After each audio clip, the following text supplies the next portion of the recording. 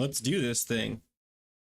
I think I'm recording. I wasn't really prepared for any of this. Let's see what this looks like. Hey guys, wow, my camera is like messed up. Hey guys, Grif here, waiting on Go over there.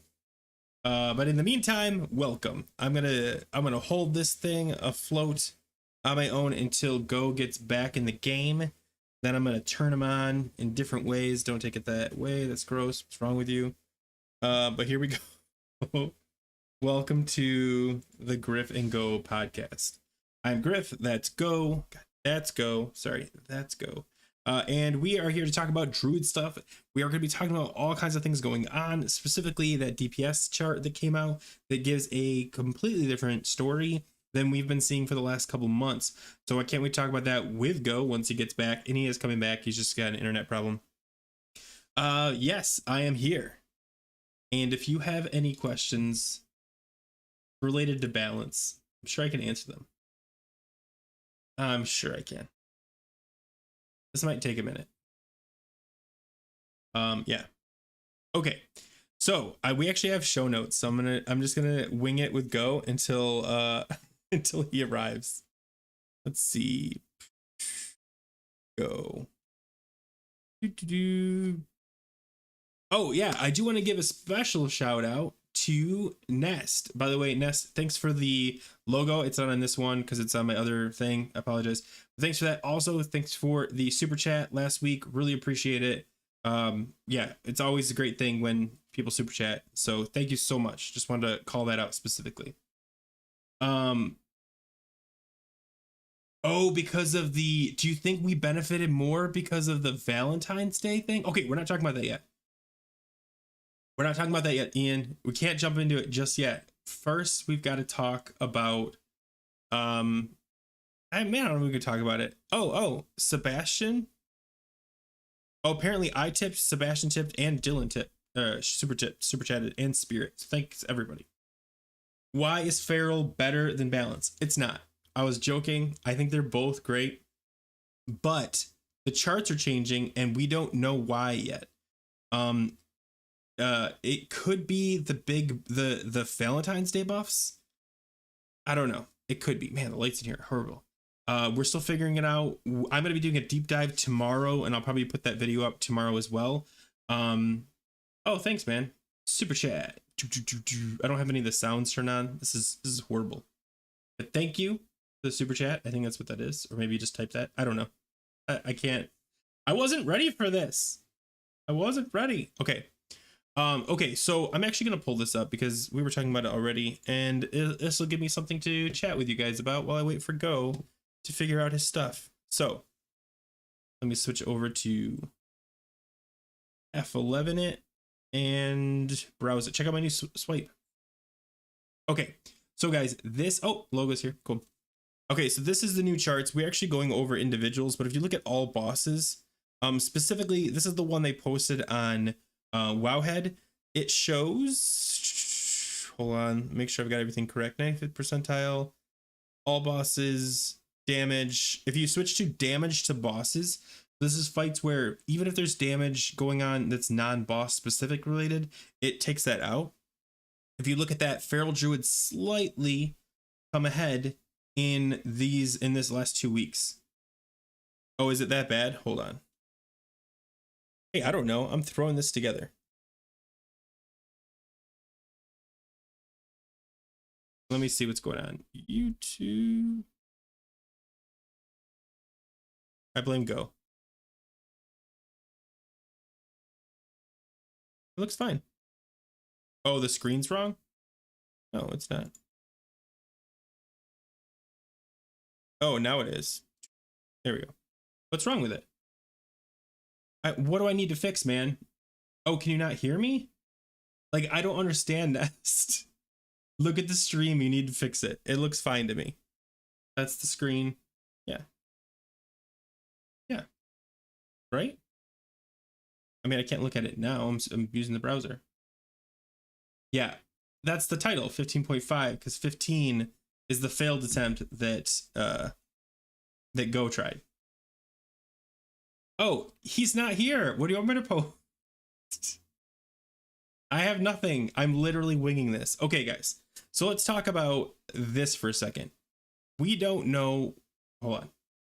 Yeah. We're good. We're good. We're good.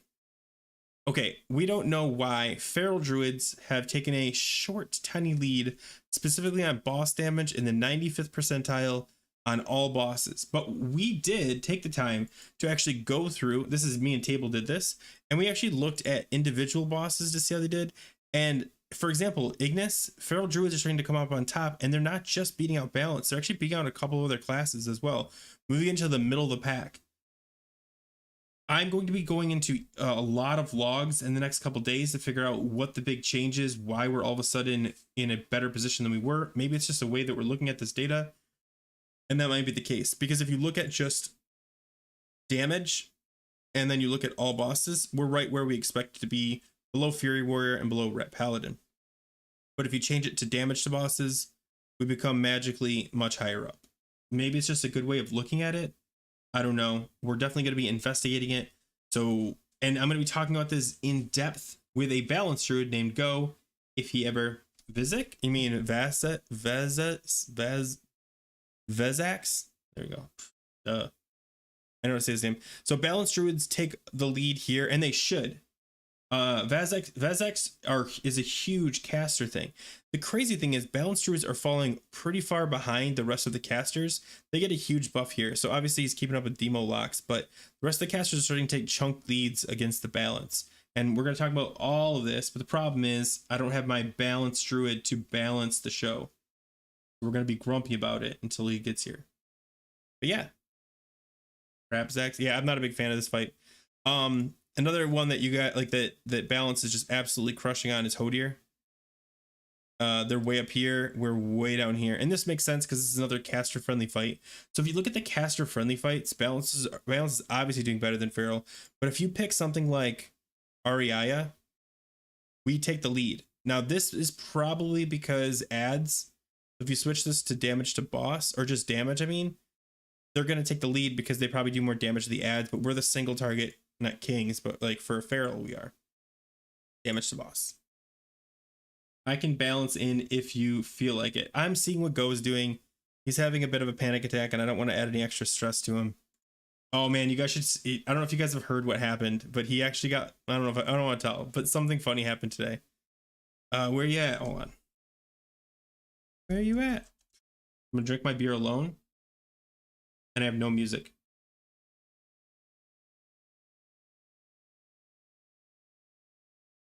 Okay. All right. I'm just gonna start going through the show notes. This sucks having to do this without Gho. It feels weird. Whew, okay. You guys want to talk about? Oh, man, I really just want him to get on so we can have some banter. Some banter. All right, I'm putting music on. Oh, he typed something. We can chat. Yeah. Oh my God, bro.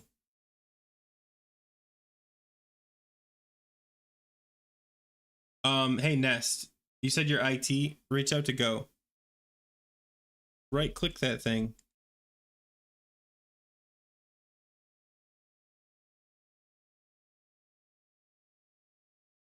The globe. Oh my gosh, I can't teach someone how to fix the internet via text. Click, frick, I don't even know how to say it. Open network and share. I think he's a lost cause. Yeah, Nest, help him. He's struggling. I'm putting music on so I don't feel like I'm just sitting here by myself. Even though I kind of am. Okay, we're gonna talk about feral stuff then. Hey guys, ferals are better now, and I want to talk about why I think. I think armor pen is actually going to be a big factor. I think that's kind of what we're theorizing at the time. Uh, it might be the Valentine's Day, but don't both balance and feral benefit from that? Don't they? I don't know. I don't have a balance person to ask. I'm falling apart without Go. Just yeah. Hold on. I want to see if I can get him on. Are you calling him Nest? Okay, I'll give you. I'm not gonna tell him to pick up the phone. If he doesn't want to pick up the phone, he's not gonna pick up the phone. Okay, so both of them get a spell power boost. Or sorry, like if they get a spell power, we get attack power. We get two of them though. We get the agility food or the agility daily, but they get an intellect boost, which probably isn't as good because agility is attack power. So I could see that argument. Is that really the big factor? They get it way less than the 30 int than we do with the 30. Yeah, that's what I mean. So, but does that account for that big of a jump? Is it just Valentine's Day and when it's gone, we go right back to the slumlords of the orange people?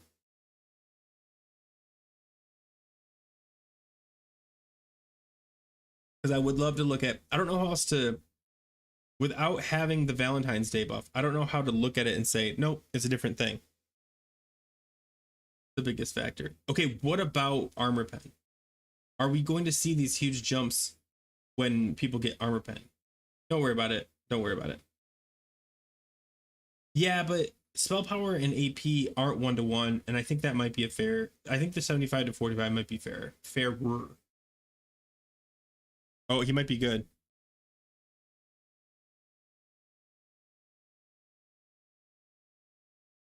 This guy. I'm trying to think what could be the other factors. Yeah, kill times are obviously going to benefit ferals. Well, I don't know. They both benefit from it, but ferals obviously have better DPS and shorter fights. But I was looking at fight lengths, and they're not getting crazy short.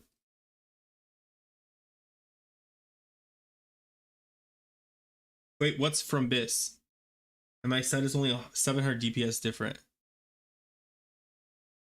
I'm almost always number one at the end of Berserk, but as the fight gets longer, I dropped out. Yeah, and that's always going to be the case. We are a 15-second fight. Like if we can only do 15 seconds, we're not top because I think Frost DKs probably have us beat, maybe Warlocks if they get ramped up fast enough. But like, yeah, the super short fights, we look great on the number charts, but we're not getting. I mean, I don't know what your fight length are.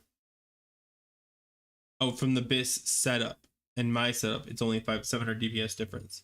So then where is the ARP at? Like, is it even factoring in? Is it just a small bump? Or is it the main factor that is causing this and we're just using Valentine's as kind of like a, yeah, it's working, but it needs to get better. Because if this is permanent, my whole, hey, we need to fix Fairy Fire might go up in flames. Because I actually have a lot more to talk about with the Fairy Fire. And oh, you're not even ARP yet? Oh, okay. So the Fairy Fire discussion, I don't think is going to get tabled. I think it's still worth having, and here's why. In order to even get these numbers, you need to bear weave. I think we can agree, at least you need to bear weave, like most people need to bear weave, or get some really good RNG. And I think that instead of bear weaving, we give people an opportunity to just Fairy Fire. That is the argument. Like, listen, people don't want to bear weave, let them Fairy Fire 6 times per minute with a 6% chance to proc, giving them maybe 1-2 more Omen of Clarity procs per minute tops, not affecting their DPS that much. Arm is only 200-300 more DPS, even at max gear level, and that's sad. Did you do? I'm curious. What did you fill once you hit the ARP soft cap? What did you fill the rest of the gems with, Berbis?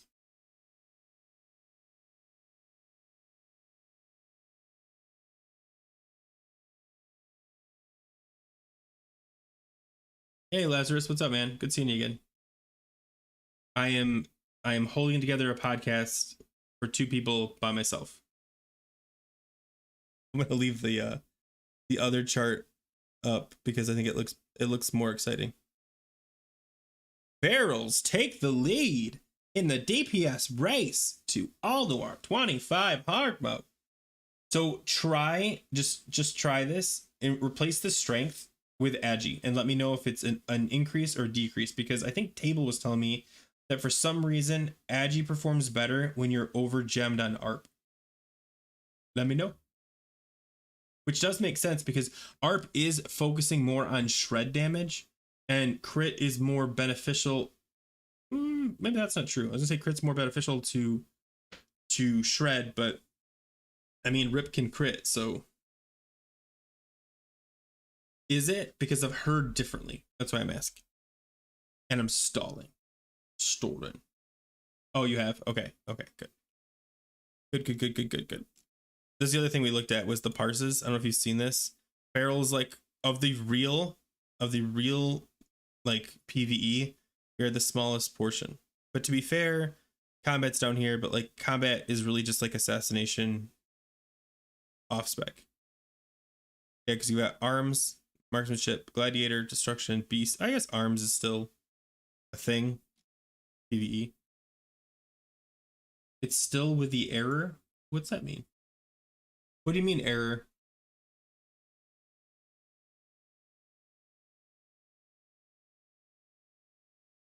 Oh god.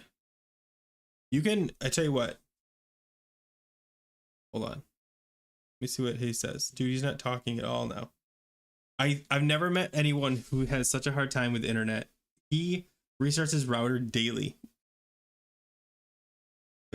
Oh, is that my dog right behind me? Creepily just staring there? Look at him. That's what my dog does. Ari, come here. What are you doing? Come over here. Right here. Come say hi. Come on up. Come on. You gotta come all the way up. People see you? No, they can't. Come on. Come on. Big up. Oh. He's a weirdo. Wait, which channel are we talking about? Are we talking about the other, the blue channel? That's what I call the other druid Discord. I don't mind saying it. Hold on. Oh my god, Go is just giving up. Okay.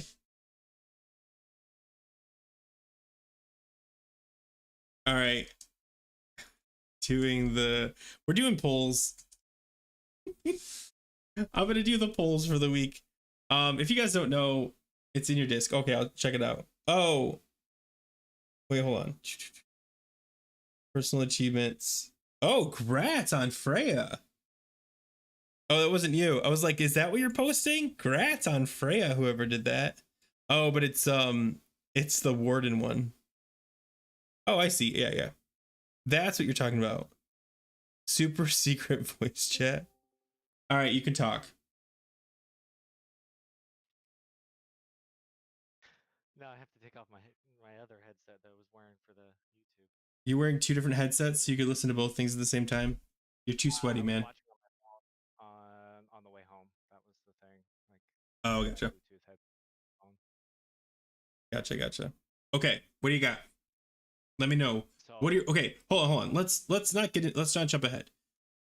What are your general thoughts on this 2 week period where ferals seem to be coming up ahead in damage to bosses?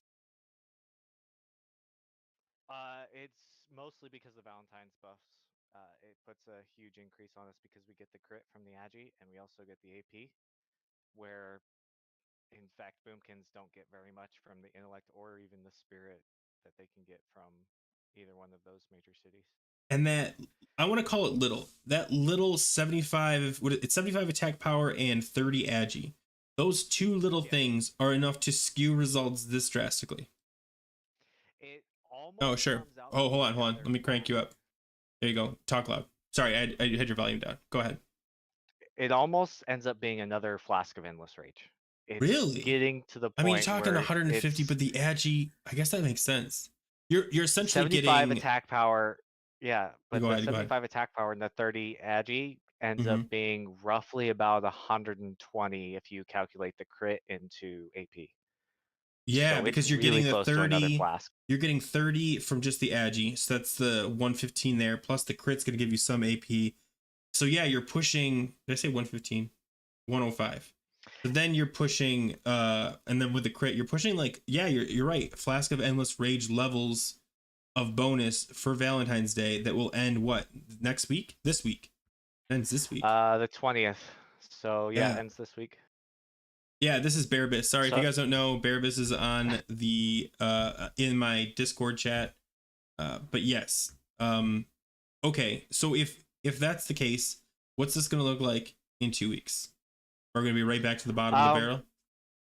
no, I don't think we'll be back to the bottom of the barrel. I think with depending on like what type of drops a lot of the ferals get, it could actually skew to being about the same of what it currently is at right now. Interesting. But it all depends on like how geared ferals are getting, or if they're competing with other people in gear, they might not get those few items that they need to push those levels. But I think because boomkins are kind of being tossed to the bottom of the barrel for the most part in a Hmm. lot of the major guilds, because they want to boost their warlocks, because the warlocks are going to do way more damage Oh yeah, and in every chart, every chart. 90% of the fights.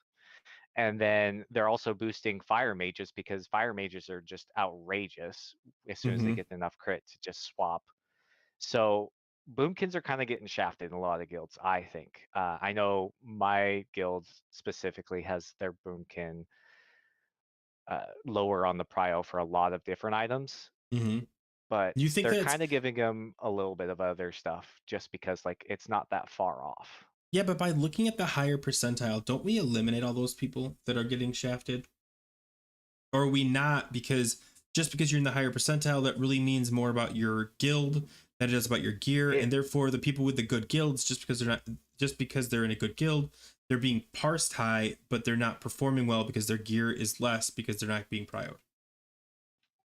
That and boomkins heavily rely on crit. Heavily. So Mm-hmm. if they get really lucky with their crits, they're obviously going to parse higher. It's just how it is for boomkins. Interesting. Yeah, and then Table made a point that a lot of druids are getting passed up for warrior, ouch, but rogues are getting their prio gear before feral druids specifically. And I think that does make sense for the same argument that you give it to the warlocks. On any fight that's like specifically melee friendly, Ignis is a good example. You see your assassination rogues and your combat rogues way at the top. You look at something like maybe not Freya, but I guess Freya wouldn't be bad, even though assassination, you've got subtlety up there, whatever that is. That must be some strategy I don't know of. And then yeah, you've got all your rogue stuff. So it's hard to say, yeah, give it to the feral, the seventh highest physical DPS in a pool of 9. I mean, if you count each type of rogue separately, but yeah. Yeah, but if you're just counting like single target to the boss, there are a lot of other classes that will technically do more in non-cleave scenarios. What do you think's the better one to look at? Damage to boss or just damage? If you want to look at things overall, you want to look at damage to everything, because a lot of boss fights, like Ariaya, Kolagarn, Freya, and like those type of fights, they actually count the Yeah, the ads ads. as Yeah. part as the damage. Yeah, that's what So we're actually talking you about that kind of looking want to look through. at those. Yeah, like Frey is a good example. Like we were looking at the best damage on Freya, and when you select damage to boss, the number one druid is actually the tank, because he just sits on, usually you have your feral tank sit on Freya, and that's all they're doing the whole fight is doing boss damage while you're doing damage to ads and other things like that, because targeting Freya is pointless for damage. But Uh, yeah, it isn't for tanks. It's not for tanks. So if you look up Freya specifically, tank damage to Freya is still being counted. That's why that's what I you get mean. warden parses and you That's what I get mean. like guardian Like parses that are stupid high. exactly, because while everyone's doing everything else, you're continuing to hit Freya, and therefore all that damage you're doing is counting towards your parse. Where people like other classes can't do that because A, they're focusing on other things, and B, hitting Freya while she's healing, if you're not doing the Zerg strat, is kind of pointless anyway. So yeah, like Yep. it's weird. It's how it's kind of broken. So the only proper way to look at that is to actually look at damage overall, because the ad damage is a huge part of the damage. Oof, sorry. Yeah. But even if you look at it just as damage, ferals come out on top. Now, we talked about this in my Discord. I believe it was you, me, and maybe Table. I'm not sure who the third person was.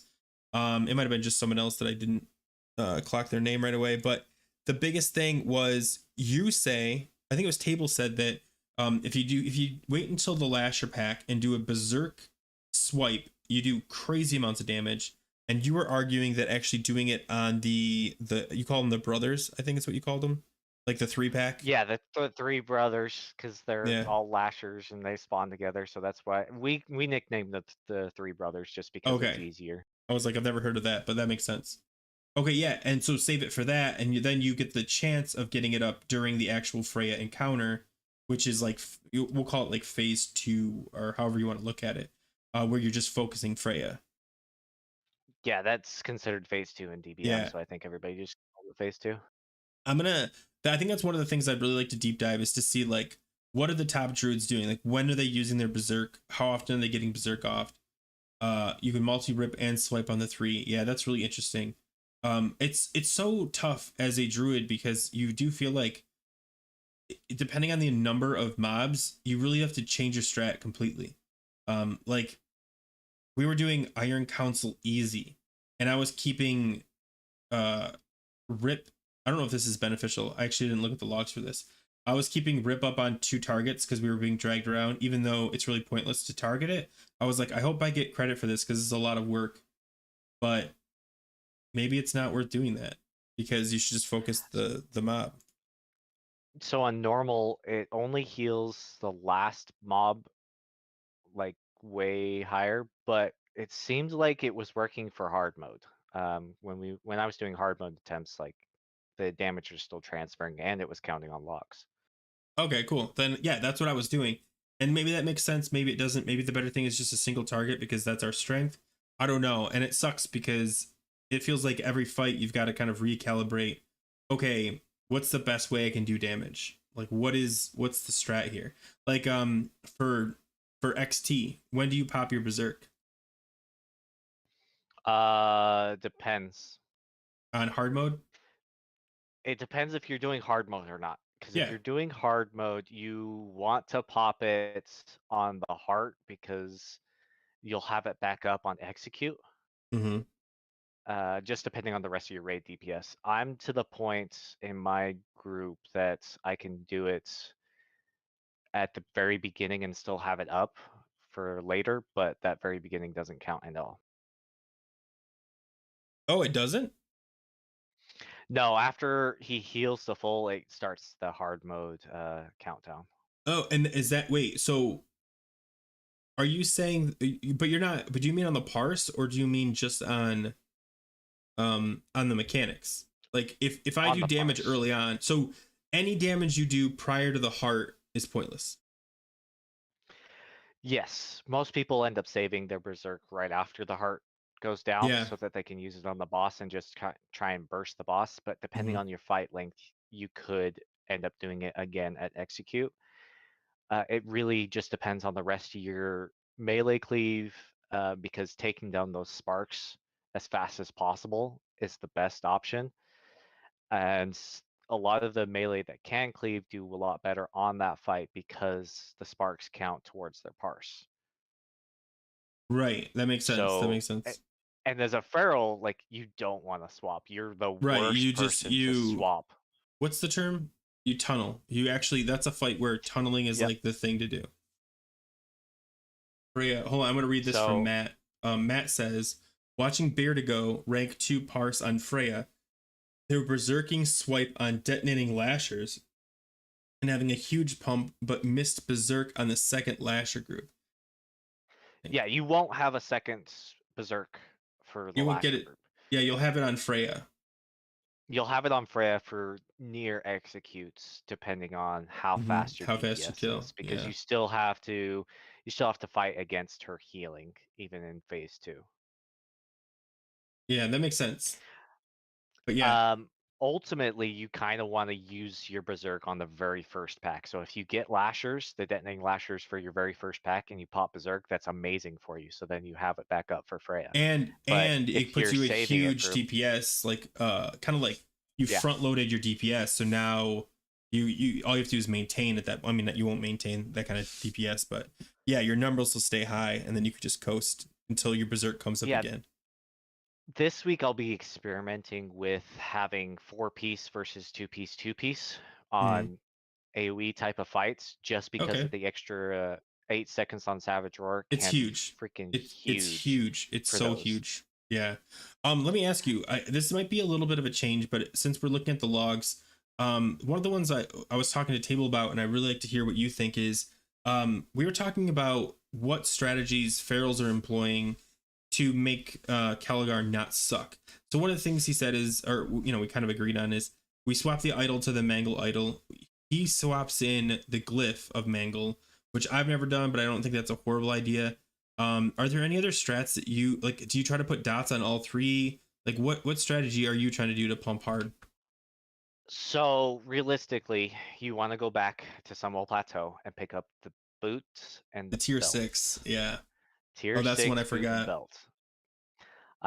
That's the realistic way of parsing really well on that fight because it not only reduces the mangle cost, but having the mangle glyph instead of the shred glyph is another thing.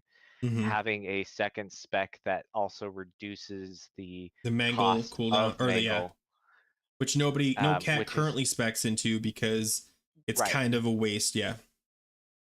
But as a secondary spec, if you're not tanking, pick it up. I mean, It's freaking huge. is bear spec the better spec then? So if you go into your bear spec, what are you losing? Because you don't get shred. That's what, but that doesn't matter on Coligarn. So instead of having a dedicated spec, your bear spec almost guarantee or is very likely to have the mangle buff. It's pretty likely to have all the big points. You're maybe missing like one or two things. You don't pick up the crit bonus you get in the resto tree maybe. And maybe that's a big enough factor No. that you want to separate. So the way I have my feral currently spec'd, and I can actually change it up because I'm not tanking nearly as much as I used to, Mm-hmm. is I have it put into the increased armor. And I can take that increased armor out and put it back into the extra crit damage Yeah. in feral. And I do have enough points to pick up the improved mangle, but you would still lose the omen of clarity. If you're putting rake up on all three targets and you're doing bear weaving, you still get enough to push through, but where you're not shredding, you're not wanting to get that omen of clarity proc as much anyways, because you're not using that much energy anymore.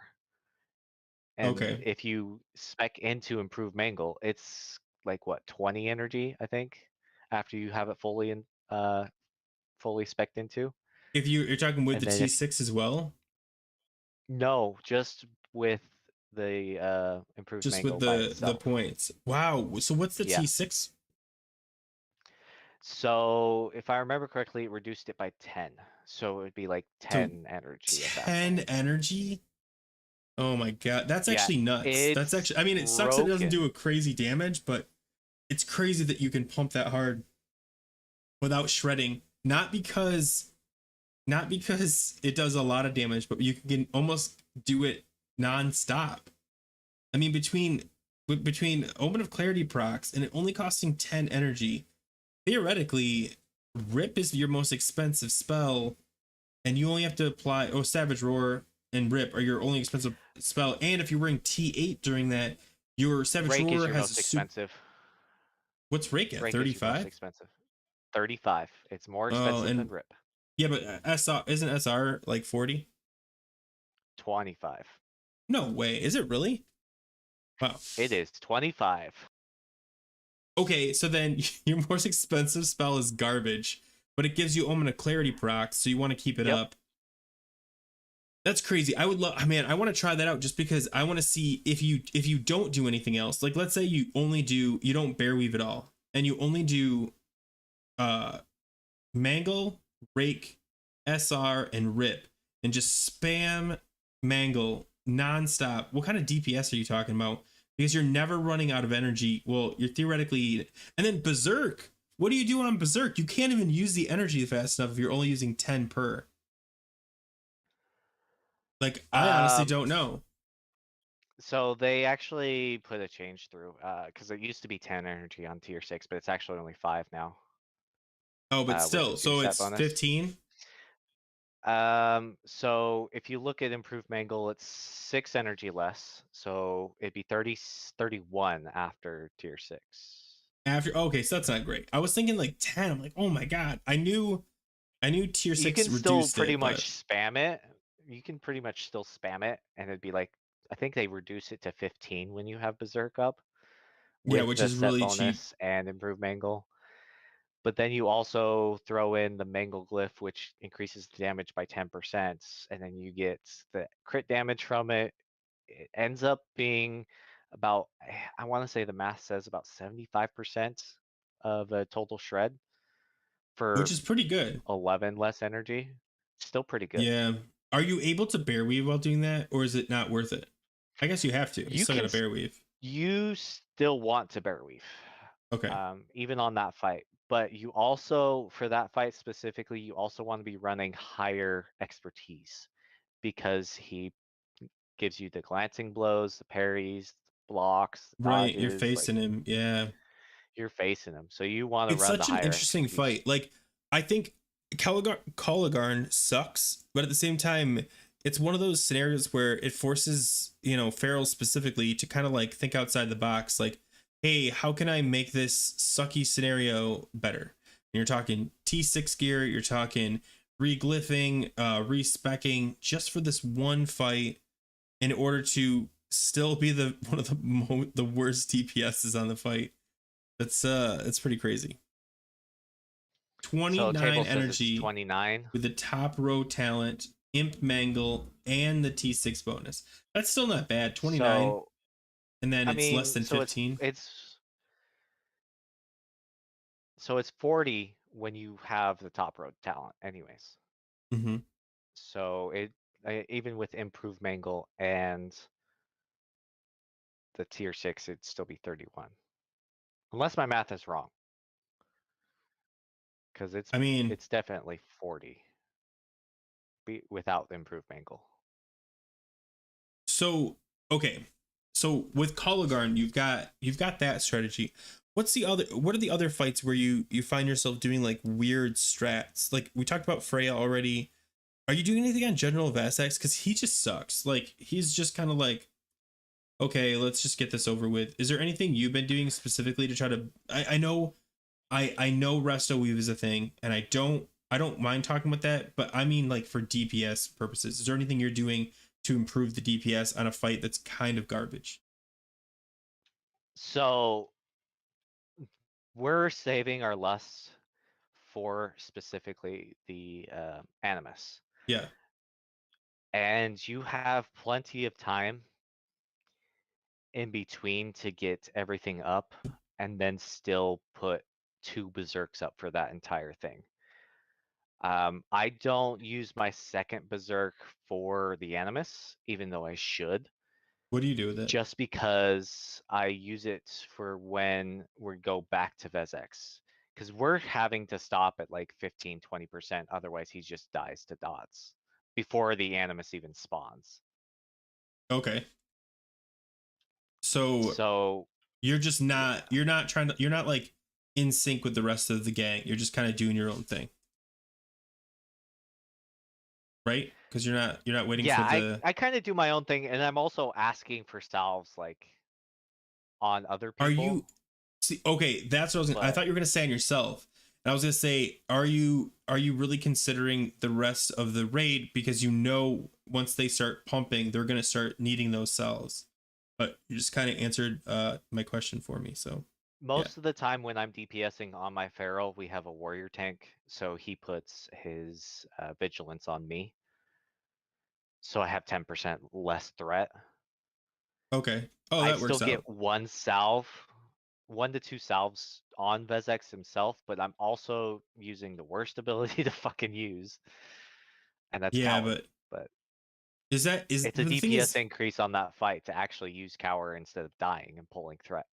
but like with static, like with the whole static thing, is Cower ever worth pressing?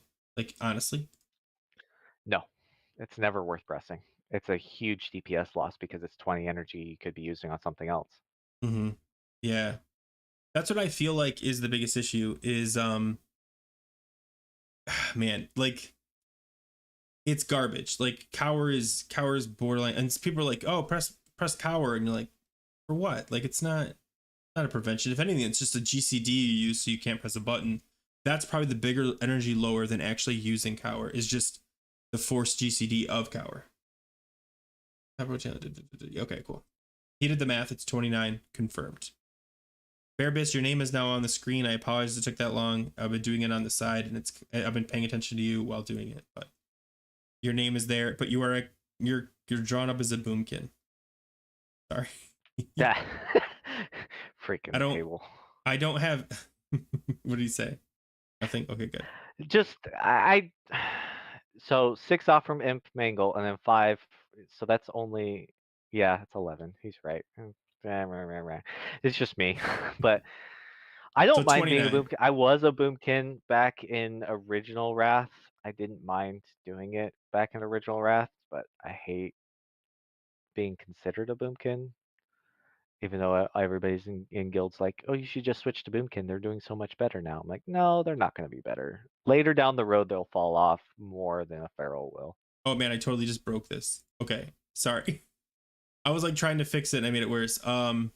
Yeah, no, there's nothing wrong with boomkin. This is supposed to be a boomkin. Like that's why I was really frustrated that Go couldn't be here, because I really wanted to hear the boomkin's perspective on these number shifts. And yeah, he's not here. Downer. Well, I can What are you give gonna you do? my ideas on it, but Sure. No, I'd love to hear I'm it. Like, not what do you I'm think? not that big of a brain compared to a lot of the other boomkins that have been doing it for a while. We'll take it with a grain of salt then. What do you think? So I know boomkins don't scale that well in just raw spell power points, but they want the crits, and crits where they're going to scale better. But with them being in competition with fire, it's going to be a lot harder for them to pick up the crit that they need to do all of the things. Oh, really? I Only because fire is a thing, and fire multi-target. It's as long as there's one more target, fire's just going to do better. Yeah, well, and then that's the other thing is, like, I don't have it pulled up on the screen, but the Vesix fight. So we were looking at it. It's got Frost Mage as number one. Is that really just a Fire Mage using Frost spells? Is that what's happening there? No, that's an actual frost mage. That's an actual frost mage. But the thing is for frost mages is that they have way Mana more mana efficiency. reducing Yeah, talents than fire and arcane does. It's why they're doing so much better, because they can sit there and pump just frostbolt after frostbolt after frostbolt the entire fight, there we go. and it doesn't Yeah, matter. I that's what I thought too. Like, I was like, I'm pretty sure, like, because I used to play uh a mage back in the day, and I remember, like, there's one thing you can't criticize about a mage, or a frost mage, is they're very mana efficient. There we go. I fixed it, guys. I've made it work. Sorry. It says Feral Hub. Hold on, I want to read. And they can lance when they have no move they have to move. Yeah, so their mobility is really strong too. Yeah. Honestly, And Ice Lance does not cost that much mana at all. Even when so they're out of the Shadow Crashes, it doesn't cost that much mana. I ran a 5-man with a frost mage today, and he did maybe 1,000 DPS. But I think that's more about the frost mage I played with than frost mages as a whole, because I know they kind of suck, but they don't suck that bad, right? Like, that's bad numbers. Am I right? Am I wrong? Well, they just don't have the scaling that other mage subspecs have. Like, their damage is still okay, but if they're not running out of mana, then they can just keep going and going and going. Yeah. Compared to an arcane mage or a Yeah. fire mage, they can And run out that's of mana. right. That's got to be the bigger benefit, is it's not about the, like, the burst damage, it's about the sustain. Like, yeah, they can't Yep. pump crazy numbers when they get the thing, but they can just go and go and go. They don't have to conserve mana the way I mean, I've even seen, boomkins, warlocks just kind of stand there and wand because they're out of mana. I mean, I know in other scenarios you kill the boss so fast and you've got to wait for the amicus, what's the thing? The Serenite Animus? animus. Thank you. I'm like, I don't know what it's called. The animus to spawn. So you actually end up stopping not because threat or anything like that, but because you're ahead of the timer. So boomkin's wanding. Yeah, that's a thing. But yeah.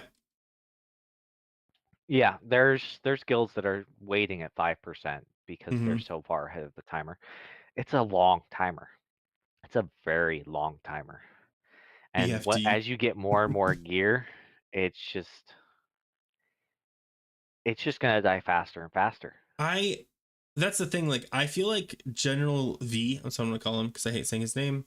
I think the biggest problem with General V is you're right. As the gear scales, it's really doing is hold on. Apparently, Go is calling.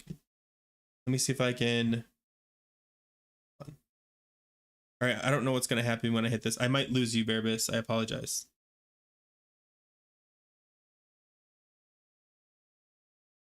I have no idea what happened. Just Hello? tell them to join any of the channels in here and I'm gonna drag have them to down. because I clicked it and it crashed. Hold on. Let me hop in my disc voice. I have Bearbus on. We'll figure it out in a sec because I do want to get it going. But yeah, I don't know why, but every time because he disconnected from it. Yeah, it Drag him crashed my. down. I can't It, drag him. hold on. Let me. Hello. There we go. Is there a wild balance druid in the mix? Oh my gosh, dude. Hey, what's up, part time? Hey everybody, welcome. This is somebody named Go. He is a regular on the podcast and decided to show up an hour late for his podcast. But I'm here. It's okay. I kind of took over for you a little bit, so I appreciate Yeah, it. we've been talking about the DPS numbers and what it means, and I mean, one of the big things we're missing as the two of us are main feral is, are you discouraged by the boss damage numbers, or do you think so? Something you kind of talked about while you were gone is this may just be the Valentine's Day buffs boosting the ferals temporarily. So Balanced druids get a decent buff too. We get like 45 spell power. we get two buffs. We actually get 30 agility plus 75 attack power because there's both the perfume and the and you could do that technically too. I think you get I think if you do, is it there's Stormwind, you the get intellect one. Mm-hmm. Yeah, there's the intellect one and there's a spirit one, but I think the intellect one actually benefits Boomkins better. Yeah. It's close because spirit's gonna give us extra spell power. Intellect's gonna give us a little less spell power than the spirit, but it's also gonna give us a little bit of crit. So it's rough. Yeah, for sure, for sure. And so I guess this is more of like a flash in the pan. It's looking like where, yes, we're looking really good now, but as soon as Valentine's Day ends, we go. And here's the thing. I just want to get this out. Another good reason why fixing the fairy fire buff or bug is a big deal, because ferals are not excited because we're all of a sudden S tier. We're excited because we're all of a sudden B tier. Like, like, oh my god, look, we're not in the bottom, we're in the middle on a couple of these fights. Like, that's how hungry ferals are for just like a little taste of like victory. And Yeah. fix the bug, Liz. Third time.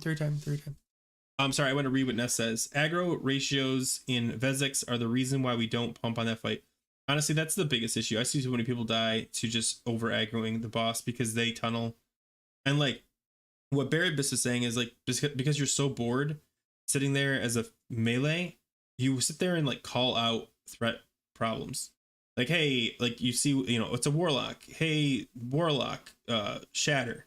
Hey, mage, invis. Like you can just, or hey, we need a solve on so and so. I think that's a The really thing good is use of our with time. those three though, like you want to use your shatter and your invis before the 3-minute timer on the animus. If you don't, they won't have it up for animus. They will pull threat. No ifs, ands, or buts. on Animus Yeah, because I that's when pulled they're threat absolutely on popping Animus. everything.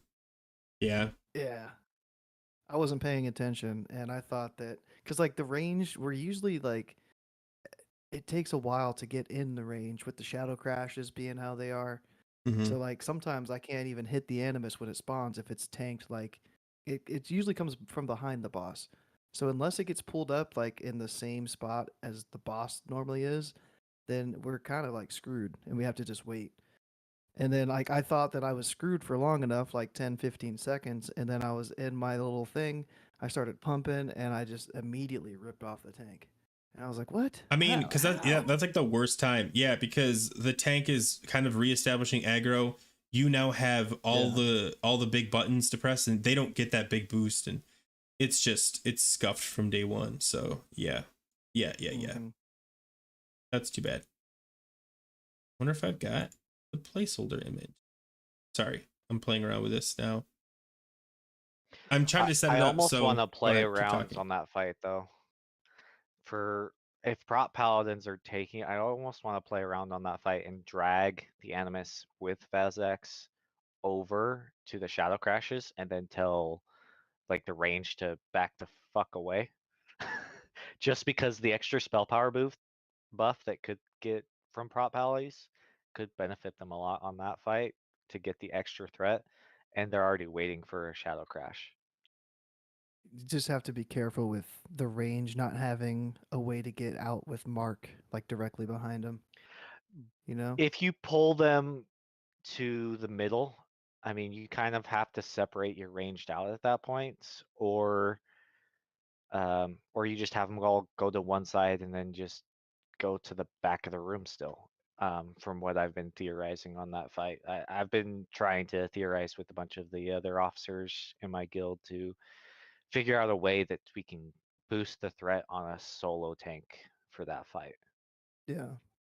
We're almost to the point where we solo tank everything but Algalon.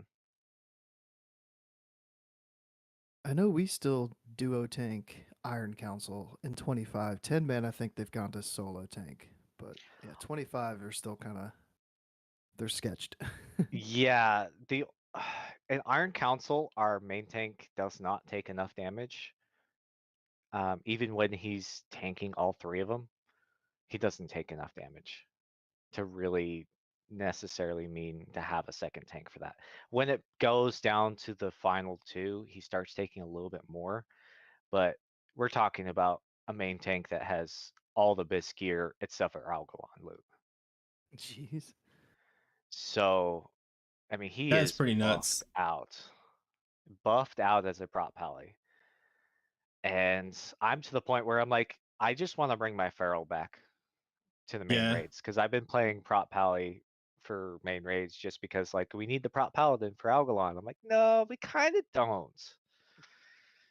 If you look We at Beef Bar did it fucking week be 1 with oh a don't Feral tank. it's almost not fair to be like, look at what the number one rating guild But in yes, I understand that. But our raid lead and GM want to compare us to top parsing guilds. Granted, we're well, number if they're putting 19 you on in the that server. situation. We're number 19 on the server. So, I mean, out of 300 and some odd guilds on the entire server, we're 19th. So, if they want to compare us to top guilds, that's what I'm putting the bar at. And I'm going to keep putting that bar up until I can be like, yeah, just take my Feral in because I already have the majority of the gear that I would need to tank Algalon, even now. Guys, I just want to point out I'm a master at OBS. I did so much in the background. Bearbus, you've got your own little square, though I don't have a picture of you to put up there. I mean, I could turn on my camera, but my room's a freaking mess. Don't worry Like about it's it. a Let me see if I giant can. mess. I could put the Feral Hub logo back up there. It actually worked really well for a temporary placeholder. There we go. I Okay, mean, hold you on. could even So, put my profile picture up there too. all right, That would work. before we get too deep into anything else, Bearbus, you're welcome to stay for the rest of the thing. You don't feel rushed out. But we are going to talk about something I think is really interesting. Go. How'd you get into your house today? Uh, I sent you the picture, right? You want to pull the I can picture put up? it up. I could probably put it up. Hold on. Yeah. I can grab it. Hold on. The actual stuff. All right, hold on. Let me find this. So Go, I don't want to tell the story. You tell the story because it's more funny when you tell it. It's more funny when you tell it. Oh, I can't bring it up because we're in the different chat. Hold on. This is gonna break stuff. It's okay. Sorry. I got off work 30 minutes early, right? And I was like, yes, I have plenty of time now to get ready for the show today. I got all this stuff I can prepare for. And I get home, and the hotel rooms, you have like the little latch and the little ball that's inside the latch. I've got the picture and up. It's like a security feature. Yeah. So I was gonna just like show it on my camera. Yeah, this is what Go did to get into his apartment because how did this happen, Go? The fiance was at home passed out on the couch. So she had a migraine. I didn't know. I'm calling her phone. I can't pick it up. And I'm like, I've got to figure out how to get in. And I'm like, I've seen these YouTube shorts. I've seen these TikToks of people that like get tape and rubber bands and like reach in and do it. Well, luckily I'm in like walking distance of my sister. And I called her up and I was like, hey, do you have duct tape and rubber bands? She's just like, well, I have a hair tie.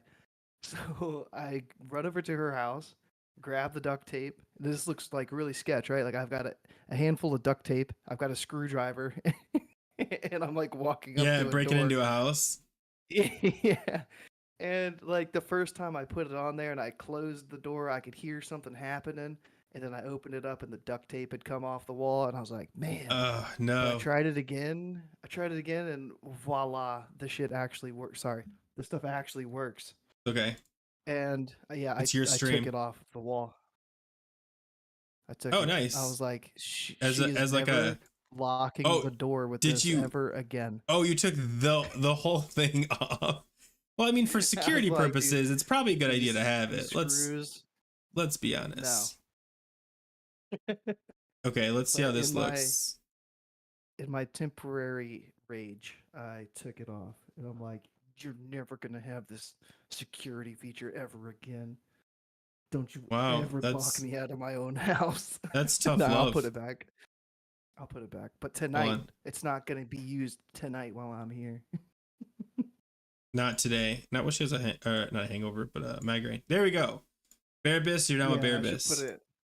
I should hang it on my wall as a trophy of that time. Yeah, that I got locked out. Great suggestion. That's so funny that worked out that way. Okay, hold on. Let me move this over here. I have so much going on my screens. I apologize. Let me F11 this back to this in case I ever want to go back to it, and put this over here. Sorry, guys. Okay. Oh man, you've got it on yours. One sec. I'm exhausted. And yeah, so like since I got home, I was like, I've got all this extra time to troubleshoot my Wi-Fi, and then I got home and my head was just like in like panic mode because it took half an hour just to get in, and I was like, well, there goes my half an hour that I got off work early, and then I completely spaced to reset the router, and even resetting the router was not the right call, I guess. So yeah, I'm back temporarily for today. Hot spots, man. Okay, I didn't do anything. I skipped the polls because it felt weird. Like I started to, and I was like, "This is stupid." Like it's weird when you don't have a counter. And I tried to go for a while, and thank God Bearbis was like, "I'll hop on," and I was like, "Okay, good," because I have no problem if I like know what I'm talking about. But like all this got kind of sprung on me because it was supposed to be your stream, and I was like, "Ah!" But okay, we're here. I'm gonna pull up all the good stuff, and we can let's talk about your let's go to Classic Go. Let's talk about your polls.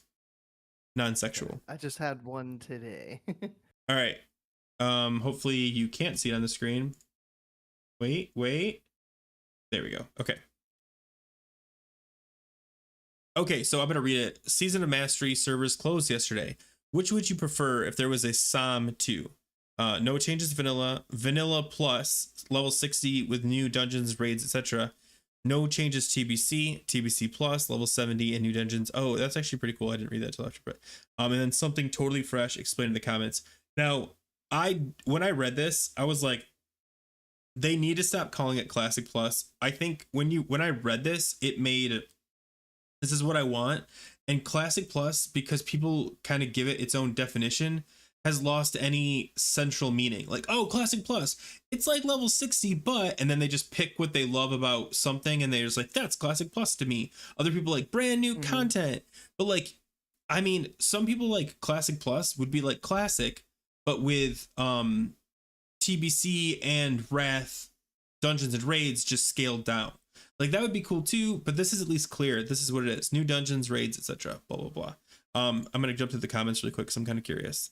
I want them to have fun with Classic Plus changes, make all class not just viable, but able to provide important buffs, sustainable, and DPS to raids. I want to see boomies be more the memes. There's one of them that suggested putting a world buff vendor inside raids. Where's that at? Is it maybe this big one? Servers had it. Right here. Only one I would consider playing would be vanilla with world buff vendors inside raids. Such a cool idea.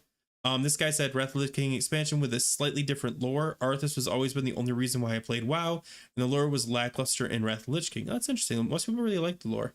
Would love to see an alternative story where we actually side with Arthas. What? Or defeat him because his ends justifies the means methodology is unjust. I would love to see a lore that Arthas never lost his sanity, but he actually foresaw the future after holding Frostmourne. He then made the difficult decision to sacrifice. See, that would be cool. Sacrifice all of Lordaeron and his relationship for the sake of all of Azeroth. He's building the Scourge. I mean, they make movies like that where, you know, for the greater good, you do something bad. He was building the Scourge army to actually fight against the Legion and defend Azeroth. That's pretty much stealing Illidan's story in TBC. No spoilers. Wait, we're already past TBC. I'll recruit us as Scourge generals. The Light disagree, and the same ending in Wrath of the Lich King could take place, where we defeat him, but instead of Arthas being a pawn, we defeat him because the ends never justifies all types of means. Man, that guy really went into it. I actually like that. I don't hate that. I think it'd be cool to like alternative history, I think is what they call it, where you take like a story and like right where it kind of like veered off, you're like, you know what, instead let's go this way. And you could do that with a lot of places. The whole Arthas change is an interesting one, but also you could do something really cool for the Horde with I mean, they kind of did with what do you call it, Warlords of Draenor. But it would be cool because like Thrall has a really cool backstory. He's like kind of like the Arthas of, he's like Jesus but for the Horde. Okay, Bearbus, did you have any nothing about the lore? Bearbus, did you have any polls on your channel? Oh, I haven't done polls like ever on my channel. I'm just teasing. I'm fun, man. Yeah, I'm not that big into They actually are. They're a lot of fun. I mean, I love it just because it you get a really good, like some of these are really interesting. So, okay, and I'd really like to hear your input on this, Bearbus. As a feral DPS, what has been your favorite hack for us? Number 1 was power shifting, MCP farming, bear weaving, snake weaving, and flower shifting. Number 1 being power shifting by a lot. Number 2, bear weaving. Where do you fall on that, Bearbus? I loved power shifting. I absolutely loved it. It was so much more fun than this bear shifting meta than we are currently doing. I did not mind the MCP farming whatsoever, only because I did like 20 a week once a month, and I got plenty to go for the entire month. But I got really stupid lucky and got 15 out of 20 every time I did it. It was stupid luck. And everybody else on the server is just like, how do you get so many in just 20 runs? I'm like, I just hard focus it and just go.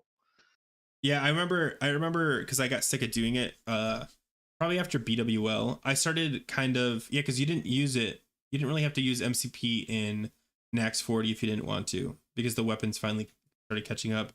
But I remember I would be very like reserved. Like if we lost world buffs, MCPs were taken off the table unless I was tanking for like a specific threat boss. Cause I'm like, I'm not wasting an MCP. No, there's no parses going out tonight. No, I'm not. And I got really stingy with it. Like I'd only bring like 6 to raid, and I'd be like, you know what? If I need more than this, the raid's not going well, and I'm not gonna bother. But yeah. Yeah. The the fact that the weapons finally caught up after Nax came out, I would Mhm. still use them on Patchwork, and if I did AQ GDKPs, I would use it on the Worm Boss. I'm probably gonna butcher his name, so I'm not even gonna attempt it. But those were Uh, the only two fights that I oh actually yeah, tanked on that I the would use it worm for. boss. It starts with an O. It's Yeah, yeah. You'd use it on those too for the opener to get the early threat. So that you could rotate the tanks as they get threat drops. Yeah, I remember I would bears were use so good a at max that. 2 charges. Yeah, bears were so good at that though that they could build threat up. Like I would be number 2 threat because I didn't want to overtake and get it early. I would, or sometimes I'd push number 1. We had a tank that was like struggled, so we let him take the first one. But we'd get up there, we'd get, we'd take threat, get knocked, and then pop an MCP again and catch back up to the other tanks. Like that's sweaty. That's sweaty. I was so sweaty on that Goro. fight, I solo tanked it. Yeah. If you're good enough. Okay, so MCP farming, bear weaving is still a thing. Snake weaving is really the cool thing about snake weaving, I'll say, is it's automatic if you get the weak aura. If you don't know what it is, go essentially when you shift into bear and then it's kind of goes hand in hand with this, but you can also use it for flower shifting. When you shift into any form other than cat, your weapon swing speed changes from cat, which is 1 second, right? 1 second, to whatever Less your weapon than 1 is. second with haste. Yeah, it's very fast. To like 2.5 or whatever your weapon is, or if you're bear, it's 2 seconds. Yeah, I think 2.5, but with haste. I think that's actually right. Regardless, Yep. in order when you get back into cat form, you keep that weapon swing for the first swing until you get your first swing off in cat. You still have the 2-second one. So if you were to hit, go into cat, and you had a 2.5 second weapon, you have to wait 2.5 seconds. However, there's an albino snake pet you can buy in Dalaran, and apparently it's the only one that does this. But if you bring it out, it automatically resets your swing timer, speeding up your swing for cat. It is a DPS gain of maybe 40 DPS, but it's a thing that ferals do because that's the world we live in. And then flower shifting, you might know, it's when you pop out and just cast Gift to the Wild to proc and then go back to cat form and use that proc to shred. Yeah, So every my time I thing is, see is us- that you can do it without the snake. You can do it with other pets too. It's I'm just sure you can. any It was non-combat pet. I was pretty shocked that why would one pet do it? Because honestly, there's some cooler pets I'd rather bring out than this stupid albino snake. Okay. And then the other one I had is, what WoW content are you more excited for right now as of this post? So Trial of the Crusader, you actually did this one. We talked about this one on your stream. Trial of the Crusader, ICC, Cataclysm, the expansion, Alduar, the current phase we're in, or retail. Shockingly, ICC is number 1. And I'm really blown away by this, because if you're excited for future content, why wouldn't you be excited for Trial of the Crusader? Is it because people have like talked so much shit about Trial of the Crusader for so long that they're just like, Trial of the Crusader, talk is garbage. Because you skip over to ICC, which maybe people see as the final raid, but it's not, because Ruby Sanctum is the thing. I don't know. I'm excited about Cataclysm, but what do you guys think? I put Old War because it's right now. I'm stoked on Old War still. I'm having a blast in it, and everything else is kind of new for me. I haven't done the other things, but I'm doing Old War right now, so I know Old War is fun. The other ones, I don't know. I have my thoughts, but I will keep them. I want to see how that goes. Bearbus, what would you pick? Did you vote? I don't know if you didn't. What would you vote for? I did vote, and I voted for ICC just because it's the end of the X pack, and then I can just finally relax. I'm Yeah, probably not going into Kata. Just because he's going into Dragon Kata. Soul kind of killed it. I think that Kata is underrated. It is the one everyone thinks is gonna suck, and it's gonna blow people away. It is the WandaVision of the expansions. Like everyone's like, I don't know what this is. It looks. I don't really want to And then you're like, the first episode, I don't want to. But then by the end of it, you're like, this is amazing. What? An The first underwater 4 village. raids were great. The first Yeah. 4 raids were I great. thought Dragon Soul was As fun. soon as it hit Dragon Soul it was kind of lackluster. It wasn't what we were expecting in the first place. But Yeah, but if I was to play Kata, it would be only for those raids. I think I that's would not play interesting Dragon Soul. because I would argue that ICC that Wrath is the opposite. It starts out very lackluster with Nax because like, you've already done it. It's old content. Like TBC had Karazhan. What a great start to TBC. And ICC, or God, I keep saying ICC. Wrath, we get recycled content as our big welcome to Wrath. Remember this thing? We're doing it again. Isn't that cool? So I think it's shocking that people aren't more upset with Wrath for having a very lackluster opener, into Alluar, which is great but scales up pretty hard, into Talk, which is garbage. Maybe I don't want to speak. I don't want anyone to get it. But yeah, and then ICC that it's like a roller coaster. Whereas I think Kata starts off really strong. I think some of the funnest raids are in early Kata. I know people are going to argue Mop's better, but like Kata doesn't suck. They still have the talent system. I don't know. The revamp and everything wasn't the bad part. It was, to me, it was just the one final raid that really ruined it for me. Like Really? ruined WoW for me at that point. Like I quit back at the beginning of MOP because of how bad Dragon Soul was. Wow. Yeah, I didn't mind I never got the that first worked up. few raids at all. Like the first few were so much fun. They were Yeah, different. fun. It was and we had it was a enough different new experience. we had enough new abilities that it was fresh. Like your character that you've been playing for a while felt fresh. Like, oh cool, they can do this now, and they've got this, and like everyone got like a couple new cool abilities that really, I mean, maybe not Feral, now that I say it out loud. Feral got something, I just can't think what it is. But like Resto Druids got really cool rotations. They got the circle thing, efflorescence or whatever it's called. Came out for shamans too. That was a big one. Yeah, everyone got like a couple cool things, and it did make. And then I remember even like stupid stuff like Priest got the death grip, the life grip, whatever it's called. I don't know what it's called.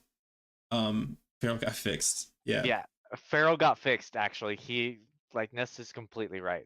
It got fixed because instead of us having to rely on glyphs, we just got the base of Shred resetting the timer for for SR, for RIP. I thought it was SR for RIP. I thought there was something else that reset the timer for SR, but like Rainbow Kitty for Kata was so much fun. It was a lot of fun. I tanked in Kata, so I didn't even get to play Cat. And when I DPS on my mage because I was kind of like dual classing. But yeah, like I think anyway, the point is I think Cataclysm is underrated. Like at least more people are excited about Cataclysm than retail. I guess there's that to focus on.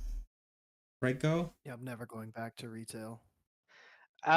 So I've heard a lot of good things about retail. I've heard a lot of bad things about retail. I haven't played it myself, so I have to go off of what I've heard. And based off of what I've heard, it's in a poor state right now. But they have a lot of good things coming, is what they keep telling us. Just wait. And I mean, it seems the same of like how they started a lot of their bad expansions back in the day. Oh, you know what? Hold on. I don't want, before I forget, because what Table said, not only that, but also haste now affects your, it affects your dot speed correctly. Like if you have your, hold on, where's my hands? If you have your hot or your dot that lasts this long and your haste would speed it up, it would condense it, but still do the same amount of damage. Meaning if you were keeping a dot up, it was actually increasing your damage by increasing your haste, which is a huge deal because right now I think it speeds it up, but doesn't, it just cuts the ticks off. Like there's something to it. I can't remember exactly. They made it like the Warlock. They made it like the Warlock corruption for pretty much like all the dots. Haste became better. Normalized it. Yeah, haste became better. And I remember like, because I remember as a druid, I was healing on my druid, in whatever the first one's called. I already forgot. And I remember my haste being already in the first phase, so nuts that nourish was just like broken because I could like nourish. Like I would just use nourish, never run out of mana because my mana regen was just so quick. Everything was just, it was so fun because I don't know. I think Cataclysm is going to be amazing. Let's see. I don't want to overhype it. Okay. Go. I cannot look at my show notes or anything because we are in a separate window than your chat. So if you want to take the show and move it around, let me know what I need to do. Let me look. So we did the polls. You want to talk about the videos we've done? Have you already done that? Oh yeah, no, I haven't. Go ahead. I don't actually know what videos I've done, so let me pull up yours first. Classic Go. Do you know them by heart? 2. You know yours by heart? The videos. Yeah. Okay. If I look at Get the ready to notes. raid. Pre-raid bis. Oh yeah, you did the pre-raid bis gear. The pre-raid bis. So that one was kind of inspired by like me just constantly doing like how to parse content and stuff, like min-maxing kind of stuff. And I was like, there's other boomies out there that might be switching from another class to a boomkin, and they might be looking for like some starter gear. And this is kind of like that thing. Or I was like, maybe there's people that don't even want to raid and they want to know like what's the best gear that they can get without ever stepping foot into VOA or Nax or Ulduar. Like this set checks off all the markers pretty much. Like it's hit capped if they ever do decide to go to a raid, and then it's almost our soft haste cap, which is 401. The set had like 380 something, I think. But yeah, like a full set of gear without ever setting foot in raid, and all the BOE items at the time that I recorded the video, which is almost a week ago now. It was like 37,500 gold, and I'm sure there's been like probably 10,000 gold cut off of that just by everything getting cheaper since I made the video. Like the BOE belt and boots, runed orbs have gone down, so yeah, a lot of that stuff should be cheaper. And then there's even a follow-up like part at the end of the video where there's a link to Wowhead's pre-raid guide that they have for every class, every spec. And I linked the Balance Druid one where it's not using any of the BOE or Conquest gear, so it's kind of like a preset to that set that I made. So yeah, there's just like tons of gearing options to not have to worry about getting from a raid. Cool. If I knew how to do back on my keyboard, it would be handy, but I don't know the shortcut for it. Okay, the other video you did was the Classic Plus Psalm 2 Balance Druid changes we need. That's badly timed. Just did you make it? Did you make it as a season of mastery and then heard that it was getting deleted and you're like, you know what? Talk about season of mastery 2, or did this just happen in time perfectly with season of mastery dying immediately? Yeah, I don't remember when they announced that Season of Mastery was going to actually close. Maybe that actual announcement wasn't a couple until days like ago. a couple days ago. Yeah, it was like 2 days after. The day before it closed.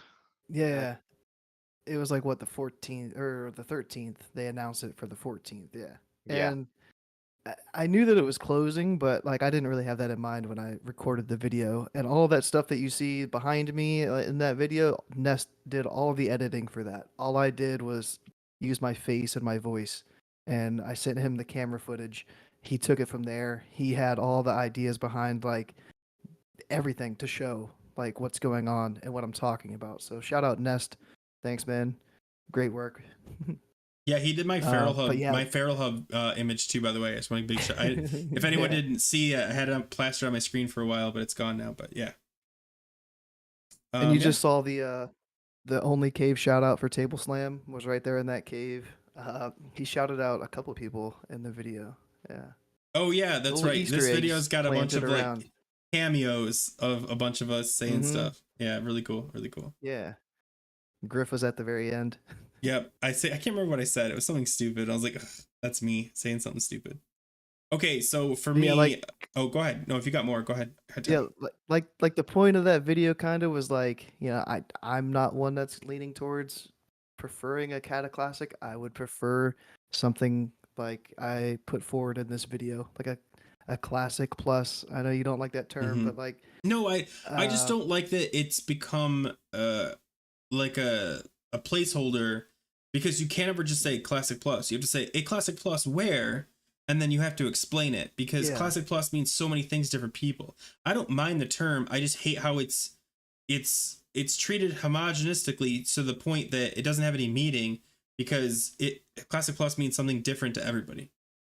Yeah. Yeah. mm, yeah. So yeah, like that's just what I would prefer. And if Oh, Blizzard's I didn't know, thinking about Taylor. it, I was like, maybe I've grown enough as a YouTube content creator that I might be on their radar somehow, some way, or maybe some other like big streamer will like watch this video and share it around or what have you, and That's the it gets dream. in Blizzard's ear like, hey, the players that play balance, this is what they are looking for if we decide to make a new classic Season of Mastery 2. So yeah, I was just trying to get my feelers out there, you know. Yeah, I can 100% relate. And actually, that's a really good segue into my first video I'm talking about. So the night we did our last podcast, I put out the Ret Paladin changes, and this is kind of like my vent slash rant video where I was like, "Where's our fix?" And on reflection, I realized what I really should have done was say, "Hey Blizzard, here's a simple fix." I actually was gonna go through and make like a top 5 fixes Blizzard could make to make Feral better. But then I realized the more I read all like the great suggestions that I got in my Discord, the more I realized Blizzard will never implement anything more complicated than like they can change a database like number from like this to like this or something like that. Like the most minuscule change they might do. So I did a video called Fix This Bug Now. And I put out an argument for why Feral Fairy Fire should proc Omen of Clarity. And I actually am planning on making a follow-up video because the comments, I just want to show you guys. I get maybe 20, 30 comments, and I talked to Go about this a ton. This one has 147 comments. These are so many people that are very passionate or very opinionated on ferals, and either like there's so many people like either showing their love or just giving like their feedback, and it's really good as a content creator to see that people aren't just watching a video but they're willing to like write a comment. This is huge. This is a big deal to me. So if you were one of those people that commented, I really do appreciate it. It really means a lot, especially the thumbs up. I think I got like, I think this is my most thumbed up. Yeah, 243. It's my most thumbed up video ever. So again, a big shout out. And I really liked making it. And I think I made a strong argument for the fix. However, based on those comments, I've actually come up with a cleaner argument, and I've gotten some more facts, we'll call them. Yeah, that's the right word. Um, in fact, the one that I've kind of talked about a lot, either both in the Discord with Go, is that I made the statement that Fairy Fire does not proc Omen of Clarity, and I was wrong. The caster version of Fairy Fire does proc Omen of Clarity. I actually have several clippings from practicing doing different stuff of me procking Omen of Clarity in caster, but if I go to Feral, it doesn't proc, even in bear form where it does the damage. So I'm gonna make a whole video. I'm actually gonna Yeah. do like a presentation, like, dear Blizzard, here's what I think. Actually, Bearbis, you might be a really handy person, even Table, to do like an actual like how much DPS would this change increase? Because I don't think Feral Fairy Fire is a get rid of Bear Weave problem. Like it's not like cool now Bear Weave's gone. I do think it's an alternative to people that hate bear weaving. It may not do the highest amount of the highest amount of DPS compared to bear weaving, but I think it's an alternative that kind of bridges two worlds where there's the absolute sweaties that like bear weaving is not a big deal to them, and there's the people that like, listen, the feral rotation priority list, whatever you want to call it, is already complicated. Adding Fairy Fire is a perfect fix without having to start learning how to flower shift and bear weave and all that good stuff. All right, go ahead, Bearbis. I'd like to hear your thoughts. So you saw my post that I got it to proc like for Fairy Fire, so that's why I was just like wanting to add on to that. I'm like, that's such BS because it should, because for, at least for cats, because like even if it's a low proc rate, you do 10 casts, you get maybe one proc, so I think it's like what, 20% at most. But even still then, like you put it at a 2% proc rate and even put it on an ICD for Fairy Fire specifically, Yeah, like even with it's that, Fairy nothing. Fire is still on a 5 second cooldown 6 second, I anyways. think, right? Six. I think it's 6. Yeah, 6 seconds. Mm-hmm. It's 5 6 second cooldown anyways. It's not going to get rid of bear weaving. It will increase the DPS by maybe 100 if you really want to like Yeah, push the numbers. It's not going to be the biggest change in the world. It's just, yeah. I don't think it's going to be that much of a difference in the first place. But and the reason I think this right now is because if we go back to the poll I did earlier where I said, and this is actually kind of what made me think of this. It's why I created the poll in the first place. People loved power shifting. It was garbage. It was clunky. People don't love bear weaving. They like it. They're like, oh, it's cool. It's a challenge. But people, especially the average person, they're like, no, man, I'm not doing that crap. It's not part. But if you say, hey, man, Fairy Fire can also proc, Omen of Clarity, they'll press that button because it's just pressing another button while they're waiting for energy to regen, and people are willing to do that. And this isn't for the top parsers again, because the top parsers are going to be bear weaving, but the 95% of the rest of them, they'd rather just be able to press Fairy Fire. And I don't think it's going to be like a permanent fix. It's just another button to press while you're waiting for energy. And even if it accrues that short GCD, you'll gain maybe 5-10 energy while you're pressing it. Yeah. It won't be that big. It won't be what everybody's looking for. And in my opinion, bear weaving is more clunky than power shifting. Just Yeah. because you could do power shifting with one button, and Yeah. You can't macro bear even when they weaving. changed it, yeah, even with the TBC change, you can't really. It was an easier time to do power shifting in TBC than it was in classic vanilla. Yeah. Way easier. And you can't do that same thing with bear weaving. That's why a lot of people hate doing it. That's why it's a clunkier feel to it. Yeah, there's They so much just need RNG to that figure like out can throw something. you off, and that's what I mean. Like, if it's one thing if we were middle of the pack and then bear weaving brought us up, I think no one would complain. Because yeah, if you're that sweaty guy that's bear weaving to get that, but we are bottom and we're just getting bottom with bear weaving, and people don't want to bear weave. So to give them the opportunity to be even with warriors and ret and stuff like that, just give them something. And I say them, I probably will be doing it. I don't mind bear weaving. I've been doing it for so long now. It's weird not to. Like, I do it every once in a while and I'm like I'll stop doing it and I'm like, this is stupid.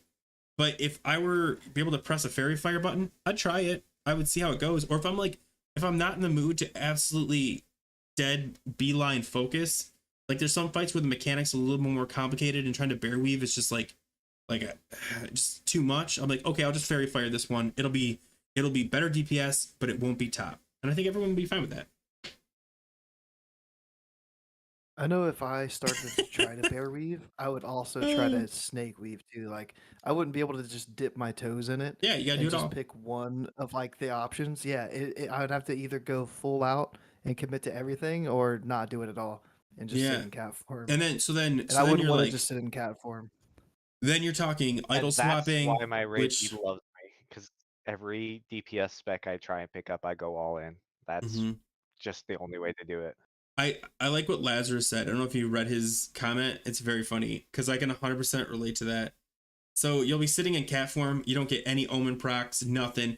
As soon as you switch to bear form, you get that omen. You're like, yeah, and you got to decide, like, do I go back to cat, which is what you're supposed to do, or do I just get the lacerates up? Which actually, I don't even know if the play is to go back to cat on an omen anymore, because lacerate can give you omen.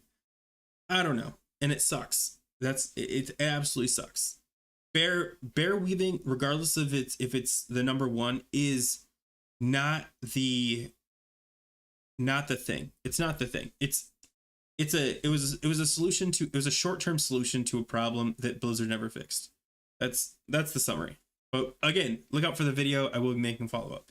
The other one I did was get bouquet of flowers for Love is in the Air. I think I was on Discord with you while I was doing this go. Essentially, I wanted to get the stupid Love is in the Air thing, and I didn't feel like forming a group for regular Nexus just because I didn't want to. And I know I can solo almost all the content in Nexus, except the boss and the first one freezes you. And so I found out you put just a little bit of frost resist on, and that problem goes away. And you can, yeah. Oh, I said Nexus. Yeah, Utgard Keep. Thank you.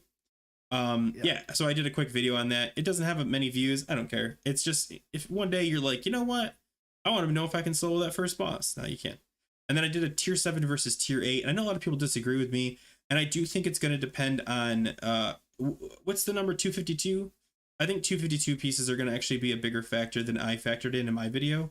But I did want to get something out about the tier 7 versus tier 8, the tier 7-2 versus the tier 8-2, and what people are doing. I really like tier 8 4-piece, mainly for AoE, but I run both sets and I've been playing with them. They feel like the same DPS, but they're very different playing. Just that, like, the change of T7 T8 to T8, it's a complete, not a complete change, but it's like your rip is, you have to focus more on rip, and you can almost ignore Savage Roar until it's like absolute panic time. Whereas in the old T7 T8, it was more of you just had to balance them, and it was a different world, and your focus was kind of like how far are they apart. I don't know. It was just a different rotation. But I really like T8, and I kind of want to just commit to it, but you know, T7 T8 is really strong. And those are the videos I did. What are you playing with right now, Bearbus?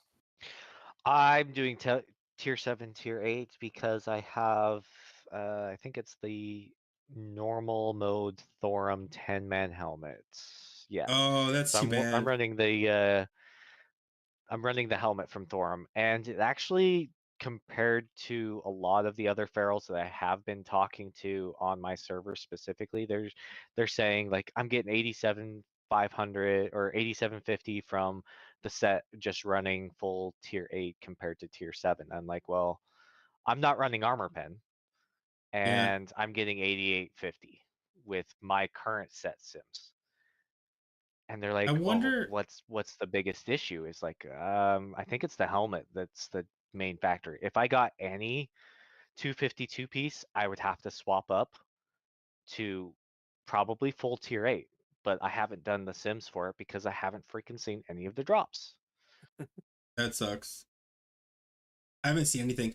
I mean, I'm not even rating. I just got accepted to a guild midstream. That really added to the excitement, by the way. Oh, nice. So, Congrats, man. yeah, I mean, I think I'm trialing. I actually don't know. I didn't respond. I was like, cool. And that was it, because I didn't have time. But I haven't been able to raid with like a raid group, so I've been pugging. And if you guys, this is unrelated to my actual, I mean, it's still a video, but if you guys want to see what a pug looks like a bad pug, I have a video called I Pug a GDKP Alduar Absolute Chaos Wrath Classic. It's entertaining. That's all I'll say. No spoilers. It is Yep. I'll give you some teasers. We did not wipe on Flame Leviathan. That's all I can say about Flame Leviathan hard mode. If you have enough people with high eye level sets, it just becomes one of the easiest hard modes you can possibly. Okay, I think we did the hard mode the first, but I think we did the hard mode. But okay, Razor Scale, we wiped twice on Razor Scale. That's rough. We wiped 3 times. I think 3 times on Ignis, till the point that and you could see if you watch the video, I literally just reach out to the raid. I just said to the raid leader, listen, let me tank this. I'll do the ads. I'll handle everything. Just kill the boss. Like, and give me one person to blow it up. And they're like, okay. And literally we one-shot it because I don't want to bash anybody, but watch the video. It speaks for itself. It was so rough. And that was not the only time. We I'm gonna wiped have to watch on. it because if you were doing the kill strats for Ignis, it's actually one of the worst strats to do now. The Zerg strat's 1,000 times easier, I, 1,000 times I'm on easier because board. They didn't. No. Okay. no one has to move. Okay. Listen to this. And Listen to even this. for The Razor water Scale, one, I solo tanked Razor Scale week 2 with dude. like massive DPS No. people, and my Okay. threat was amazing for that fight. Okay. How do you pull Ignis? Like, what's your pull strat for Ignis? So I have rocket boots. That's a big factor. So I Sure. actually Fairy Fire hit and growl. So I growl to pull him, and then hit Fairy Fire, so I get a little bit extra threat. Because you get the initial aggro, which isn't a lot, but if you do Fairy Fire after you pull him, it does, in my experience, more threat than just pulling him with Fairy Fire. And Okay. then I They. hit a Mangle Maul to start out, and then rocket boots over. You've already. My growl You've should be already back up. surpassed anything. Okay. They send a hunter in, do a misdirect pull while the tank stands in the water.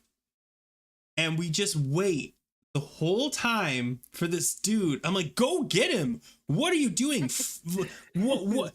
I mean, that's like 55 yards. Like, that's a long stand there. No, and they're calling than no 55 DPS, yards. no DPS. It's so far. And I'm like, and they did it with and then okay, and there's if you want to see, I'm just gonna jump into some parts. If you're watching XT, go back a little bit and watch when we wipe on trash.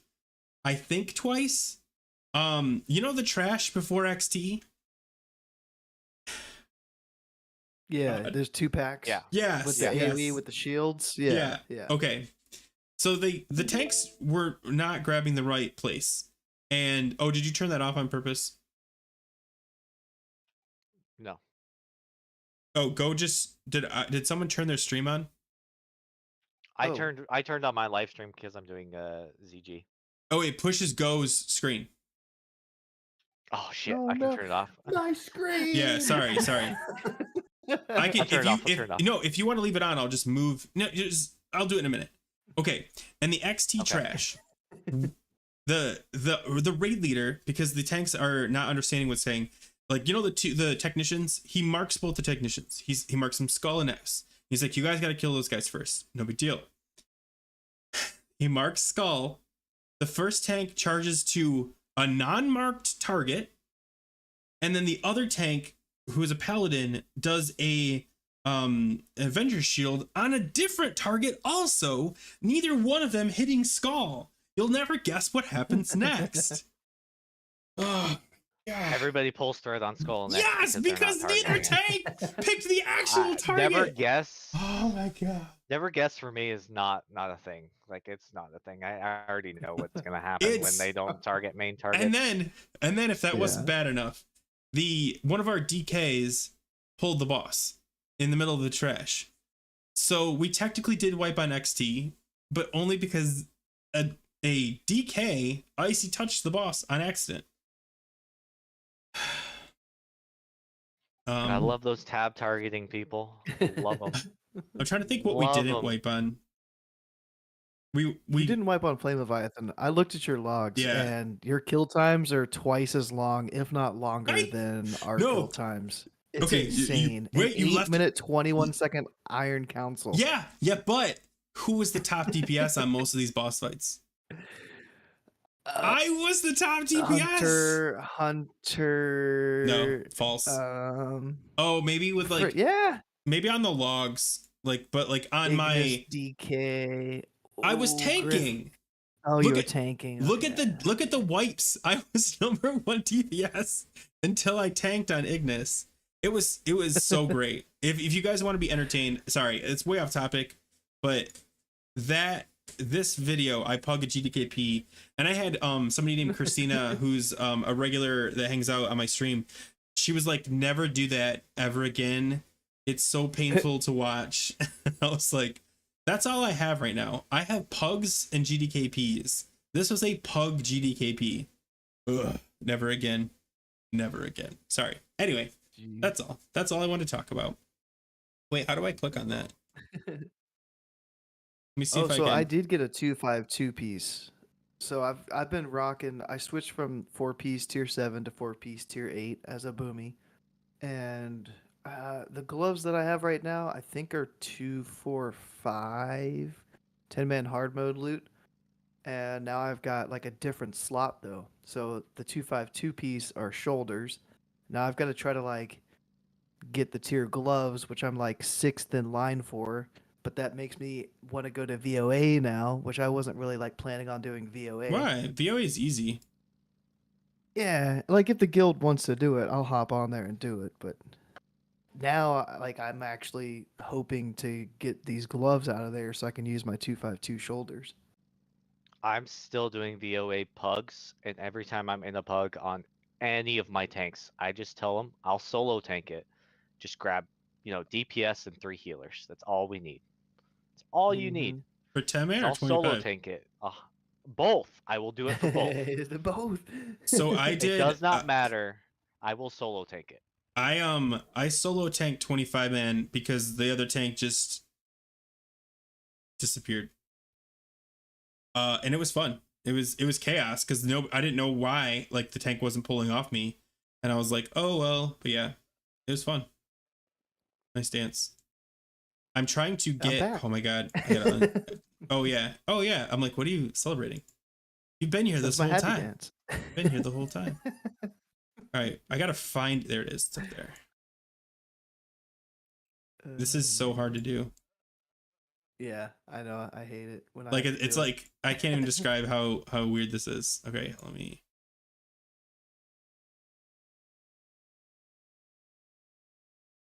Oh my god. Shrink. But yeah, on my other druid, I've been trying out 2-piece tier 7, 2-piece tier 8. It's probably completely different than like Feral's situation, but it's also my GDKP tune, so I can't really like give it a fair evaluation. It's like on when to swap as a balanced druid because people have simmed like dropping from 4-piece tier 7 to double 2-piece, and it sims better. So I think it might just depend on like which 2 pieces you're dropping. But I don't know. Like I waited till I had 4-piece tier 8, and if I had to do it all over again, I'd do it the same way. Just wait till you have 4-piece. Yeah. I But the mean, I tell all my boomkins and, pretty much all the classes, just wait till you have the 4-piece to swap. Yeah, and it's a big rotation change for us, kind of, because the 4-piece tier 8 gives you the Starfire proc, instant Starfire proc, as long as you have Insect Swarm up. Like each Insect Swarm tick of damage has a chance to proc a free Starfire cast. So it's weird, like at the start of the fights, especially it seems like on Iron Council, if I'm like wrathing trying to proc a lunar, I'll have a Starfire proc, but I don't want to use that Starfire proc because I'm waiting for lunar. And it just, if you don't, like, if you're just like looking at the proc, it's like, oh, I have a proc, I have to use it. And then you use that proc and you proc a solar, then it just feels kind of weird. So that's just something to look out for. You know what? We were talking about that the other day. The tier 4. When was that? I don't remember when we were talking about it. The tier 8 4-piece. God, I hate saying that. For balance and how it's kind of Yeah. It sounds great on paper, but like in actual, use, it's like it's okay. It makes people feel like they should multi-dot, and I don't know if that's the right play. So fights like Mimiron, it's like phase I could see 3 that or being 4, the- whatever the last yeah. phase is. Yeah, it's like Insect Swarm, the feet, the body, the head, to try to like help get the procs and do damage at the same time. But it feels, maybe that's just the feels bad. It's my feels craft. I don't really care to multi-dot, but a lot of people swear up and down by it. Hold on. Oh, we've got some Raptor boss solo. I see you. Easy Raptor boss solo. Super easy. Yeah, like I don't know, man. It's so early. I just want to get gear. I'm so frustrated with Alduar just because of not because of Alduar, because of how it started out for me and how I missed out on the first couple weeks. So I'm like playing catch up. But I'm really hopeful for ferals in future. I mean, that's the problem. People got so excited about this new DPS thing, and you're like, yeah, but it's disappearing in a week, and we're right back to where we were, which may be an okay place. I mean, I don't know. It's hard to say. I don't want to be bitter because I'm happy, but yeah. In fact, actually, guys, sorry. I didn't realize.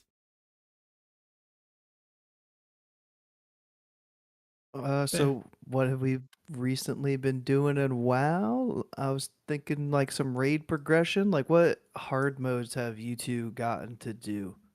Starting with Bearbus since he finished his fight. Right? All of them. Finished? Yeah. I've, You've I've done fin- everything? You've I've done done all of them. The only thing you I haven't downed yet is Algalon. There we go. Okay. But everything else. Yeah. That I assume this is 10 men and 25. Yep. 10 Okay. and 25. And Griff, where you standing at? Is there a difference between your 10 and 25 on what hard modes you've got down? I've done.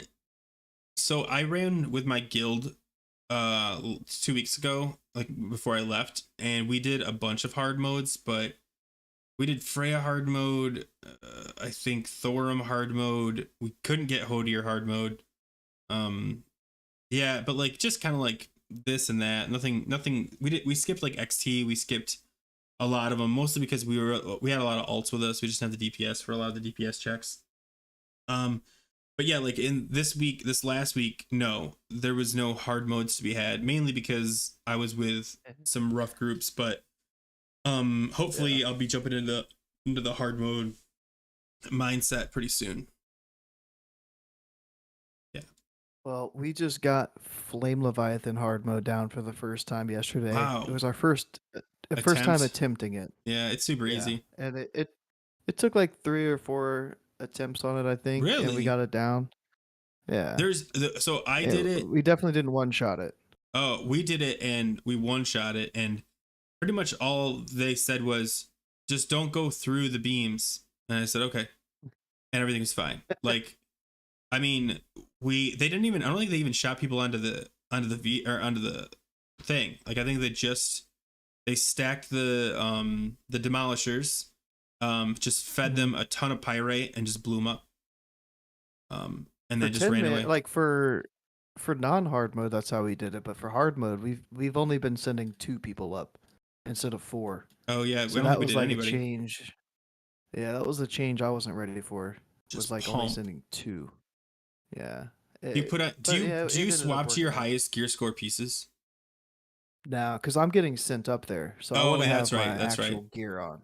I think I asked you that before. Yeah. Bearbus, do you do that? And you it's weird. Put on your highest gear score stuff. Yeah. I wear my 232 because most of the time I'm in a siege engine, but if I'm in the demolisher, I can get like 250k DPS. Yeah. Nice. Yeah, I mean, I tell them every time so helpful. Yeah, I think I run like 2.2 million HP on the siege engine. Yeah. Yeah, I don't know if I've seen anybody in ours with like over 2 million. That's impressive. That's only because I've got a full 232 eye level set. That's the main thing. It's all those PvP items that boosted me so freaking high. Yeah. So then we've also got XT hard mode. We did that for the first time last week. I think we might have one-shot it this week. Oh, nice. So that was nice. That was a good like boost at the start of the raid, right? We had like a little progression on Flame Leviathan, then like went in there, like down to XT pretty quick. And then Assembly of Iron we got down last week and this week. And we struggled. Man, it's still one of those that even once you down it the first time, it's still gonna. I'll tell you, suck. that's a tank fight in my opinion. I think Iron Council, it only sucks if your tanks suck. I'm not saying like just if you wipe your tanks suck, but like if your tanks are really good and know what they're doing, it's a much easier fight because they're good at positioning. They're good at, moving their guys where they need to go, because there's 2 main factors. There's the runes. There's the rune of power, and then there's the dark, or what's it called? Death rune. And as long as the tanks manage like the positioning of those as best they can, and then are prepare, and then like the raid leader's hopefully calling for a full stop on middle dude. I can't remember his name right now, so that you make sure you get that rune before Master the. Milgram. Thank you. Of course, you know the names. Yeah, the middle Of course. dude is what is he's professionally called the middle dude. I've talked to him personally. He likes being called middle dude. Middle dude, yeah. Yeah, and so when is people, I think I was watching Table, and he did the rune cast. They killed him, and then he didn't drop a rune, and it was a wipe because when you need that boost to down Steelbreaker. So yeah, like as long as, and that's not a tank fault. That's honestly like weird cheese on Blizzard because he did the full cast. They killed him, and the rune never actually just got dropped, and it was crazy. But yeah, like I think that's big on tanks. Obviously, raid leader and like people just being self-aware. Like, hey, what's doing damage to me? Let me make it not do damage to me. But yeah, I think it's a tank fight. It's like one of the tank fights, and like maybe Thorm's the other one. So, in my opinion, for that, because I tank it, so it is a big tank fight, but it is also a big healer fight. Because if they can't manage the static lightning at the end, it's gonna wipe your raid. Because oh yeah, your tank dies. as soon as you lose one healer to that, it doesn't matter. It's over.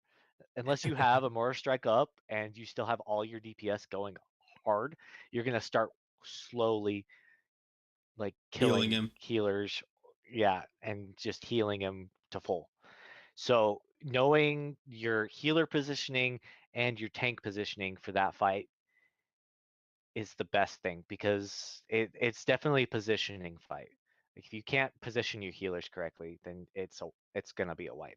If your healers are standing too close to where a tank is going to run, it's gonna be a wipe because you not only kill one of the healers, but a tank dies as well. Like we've got it down to I think about 35 seconds.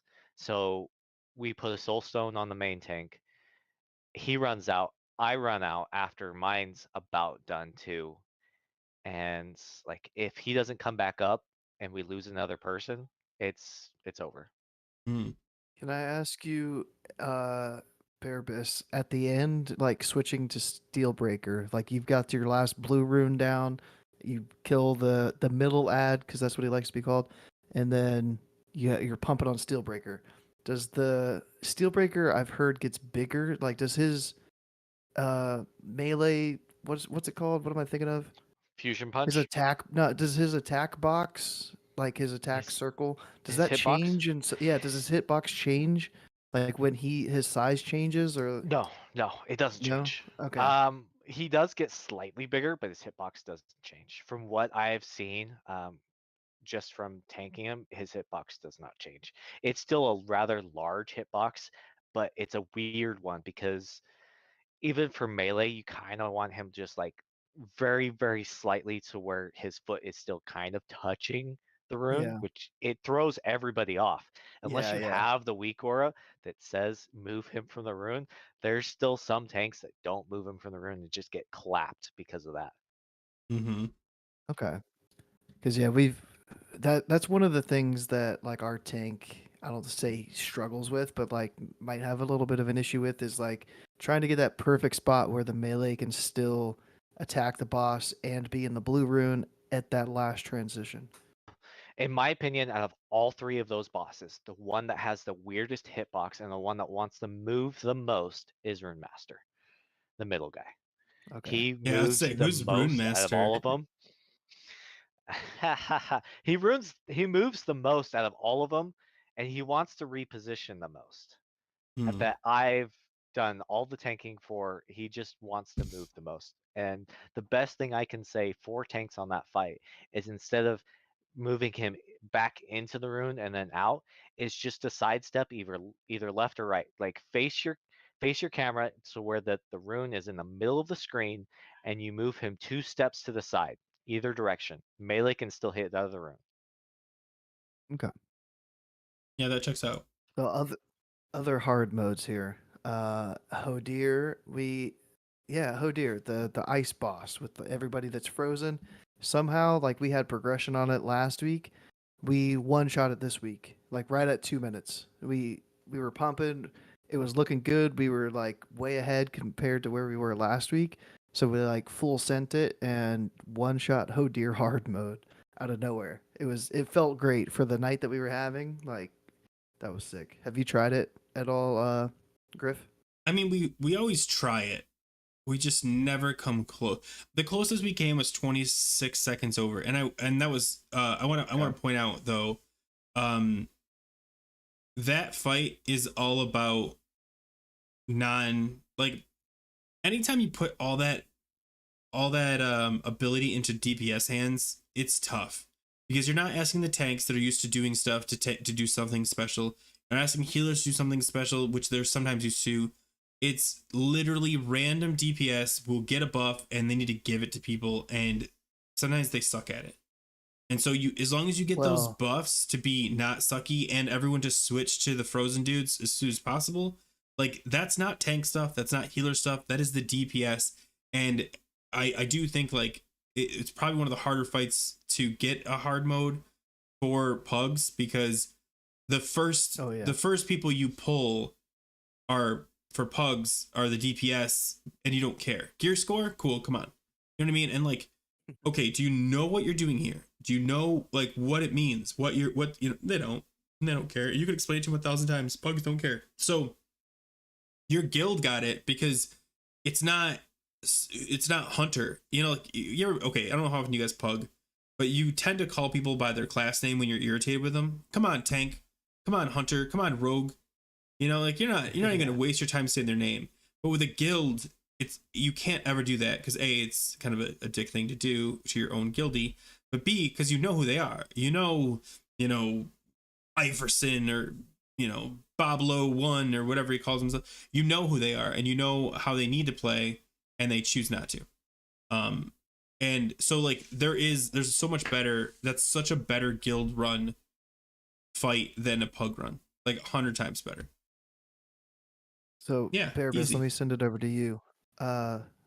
Griff was saying that like tanks don't have to do too much, but I've seen our tank this week got that little debuff, the storm debuff where you get the cloud, you have to like send it off to people. Our tank got that and they didn't spread it to other people. Have you gotten that debuff as a feral druid and have you been able to spread that buff?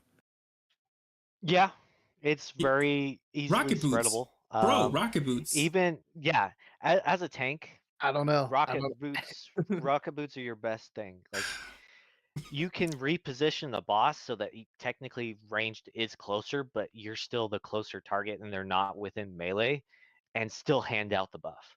It's up to the tank at that point in time to look at everything that they have. They have split second decisions if they get the buff. They have to make those decisions quick.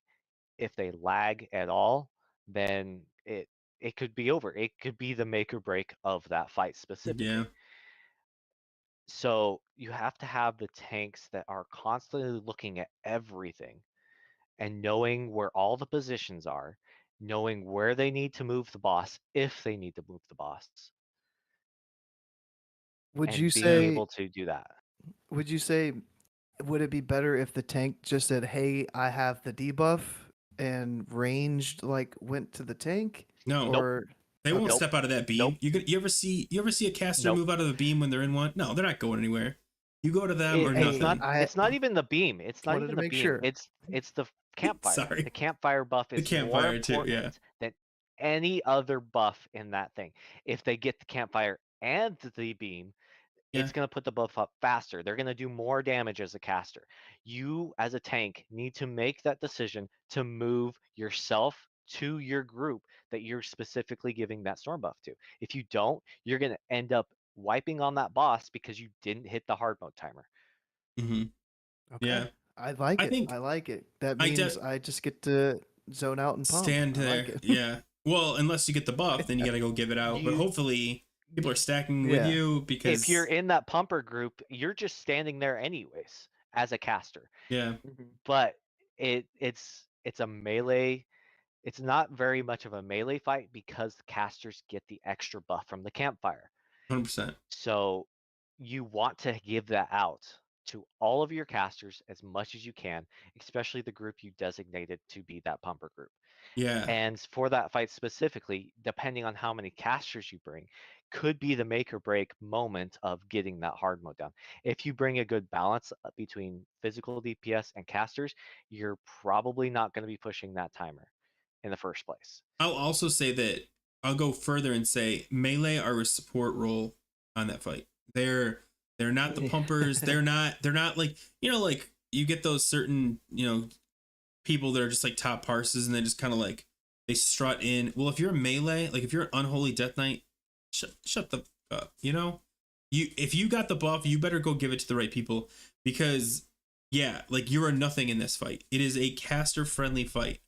Maybe rogues might benefit, but they only benefit because of their poisons, but it's not enough to push them ahead of caster classes. In my opinion, you still give it to the casters. And I just want to point out that definitely not. I'm Spider looking on now. Twitch. Melee breaks out NPCs, kind of.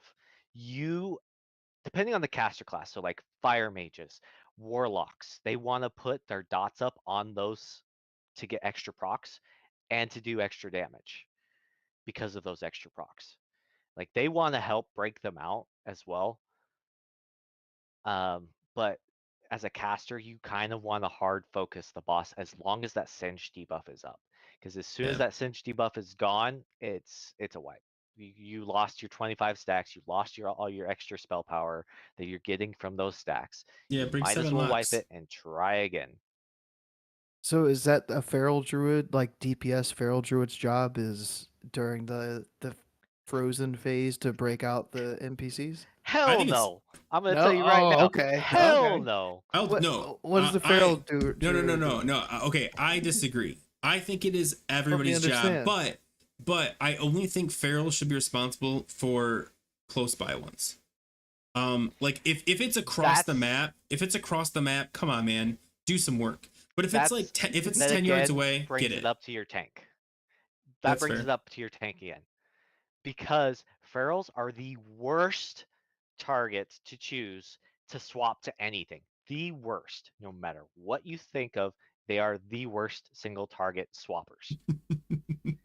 If you take the boss over to a clumped up NPC pool, they can sit there and swipe their hearts out and still not be up there with the rest of the melee. But you still want to bring it over as a tank. You still want to bring it over to the clumped up ones to try and get them out as fast as possible. Then you reposition the boss, because your melee that can cleave are going to do way more than every other ranged swapping over. Except for hunters. Hunters are still really good to do the swaps. They are probably one of the best to do the swaps because their burst is really high on single targets. I'm gonna completely what do you call it? Deviate. Thank you. I'm like, turn it? I don't know. Okay. Because first I need to ask, are we still on a timeline that you set up at the beginning? Yeah. Kind of, yeah. I've got raid in 40 minutes. Yeah. Yeah, so we don't want to push him too hard. So because of that, I want to talk hardcore because I'm starting to get into it. And this is my stream this week, apparently. So I decide hardcore. I decide. So Bearbis, you did hardcore, right? I have not done hardcore. I've been talked into doing a couple of hardcore characters. It's more fun than I thought it would be. And it's more fun streaming than it is just playing by yourself. So if you're going to stream it, or if you're going to do it stream, because like even with like 2 people on, it's like something, like it's not class. So I'm playing regular classic WoW now, and I'm level 13, and there's not like craziness going on. Like you're killing like 1-2 mobs at a time, but having people watch you're a little bit more anxious, you're a little more excited, and you can like, oh, I gotta go do this stupid quest. Remember this? I remember when I was 14 years old and I died to it, whatever. But yeah, it's just more fun, and it's honestly the anxiety, it's like a roller coaster. Like you hate it but you love it. You're like, oh god, oh god, oh god. But then when you don't die, you're like, did you see what I just did there? I didn't die. That's kind of a big deal. But yeah, like I'm really getting into it. I mean, this is like my first real character, we're gonna say. And of course I went back to druid because my confidence was low. But I really want to try a warlock. When this druid dies, I'm gonna go full warlock. Warlock is one of the easiest classes to do I hardcore. know. Plus, It but I is never played by one, so I'm kind of far enjoying the it. easiest one. Yeah, warlock, Well, so priest. Who else is up there? Mages are pretty good, and then there's one I'm missing. Hunter's mages pretty can good. be okay, but they don't have like the same tooltip that or toolkit that a Yeah, warlock has early on. Once you get past a certain level, mages start to boost themselves up.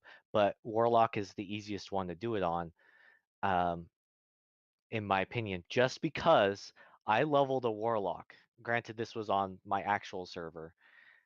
I leveled a warlock from level 1 to level 80 in 3 days playtime that's a lot of playtime by though. myself. Well, it was spread across like 2 months. So I mean, like 3 days of actually focusing on it. Yeah, that's a lot of rested yeah, a lot of rested XP you got there That though. is that well. So I got him to rested XP because he was only level 8 when I actually started doing like more levels on him, and I ended up actually just basically only going to like 50% rested XP and got him all the way up just Hmm. by power leveling because you can straight up pull and pull and pull and pull because you're getting health back just from corruption. You're getting all this health back.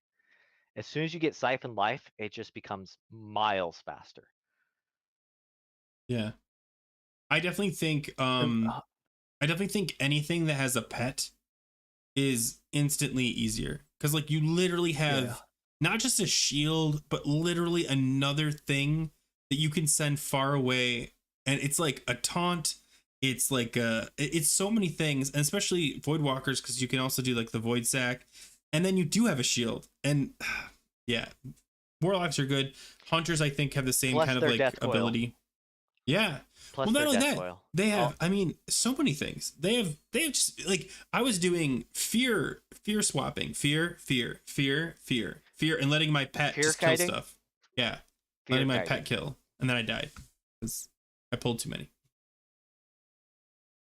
Yeah, you kind of have to, on the early levels of a warlock, you kind of have to play a little bit safe. But as soon as you get the void walker and you get multi-dot, like more than 2 dots, you can comfortably kill 3 to 4 and just kite them around. Yeah. Yeah, the dots once I think I got level 8 and I had 3 dots, and I wasn't even putting the casting one on, I was just putting the 2 insta dots. And like that was enough to like I'd have the imp open up, put the dots on, and then the imp would pull threat, but as the dots built, it would pull threat back. So like it literally just be back and forth like ping ponging. It's so great. You take no Yeah, damage. that's when you wanna range your imp, not to the point where you despawn them, but to the point where they just ping pong. Mm-hmm. Sure.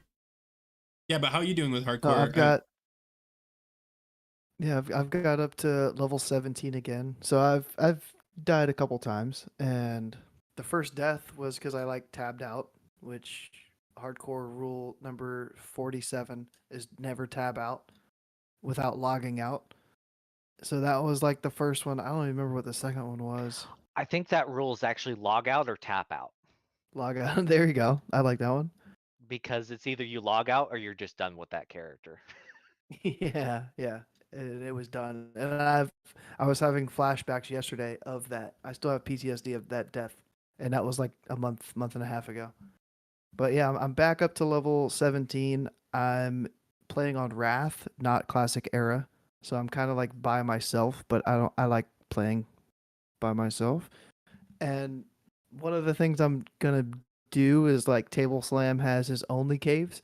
I've got my solo dungeons.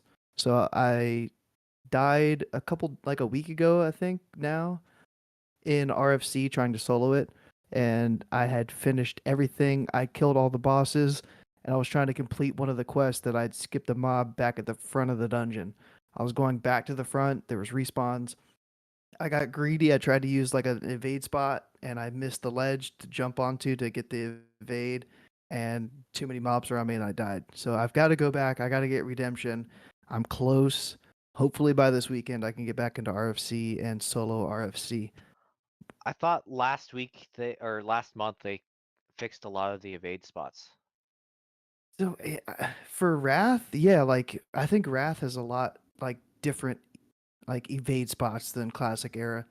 Like a lot of spots, if you jump onto a ledge or something, the mob will either teleport to you or you kind of like teleport to the mob.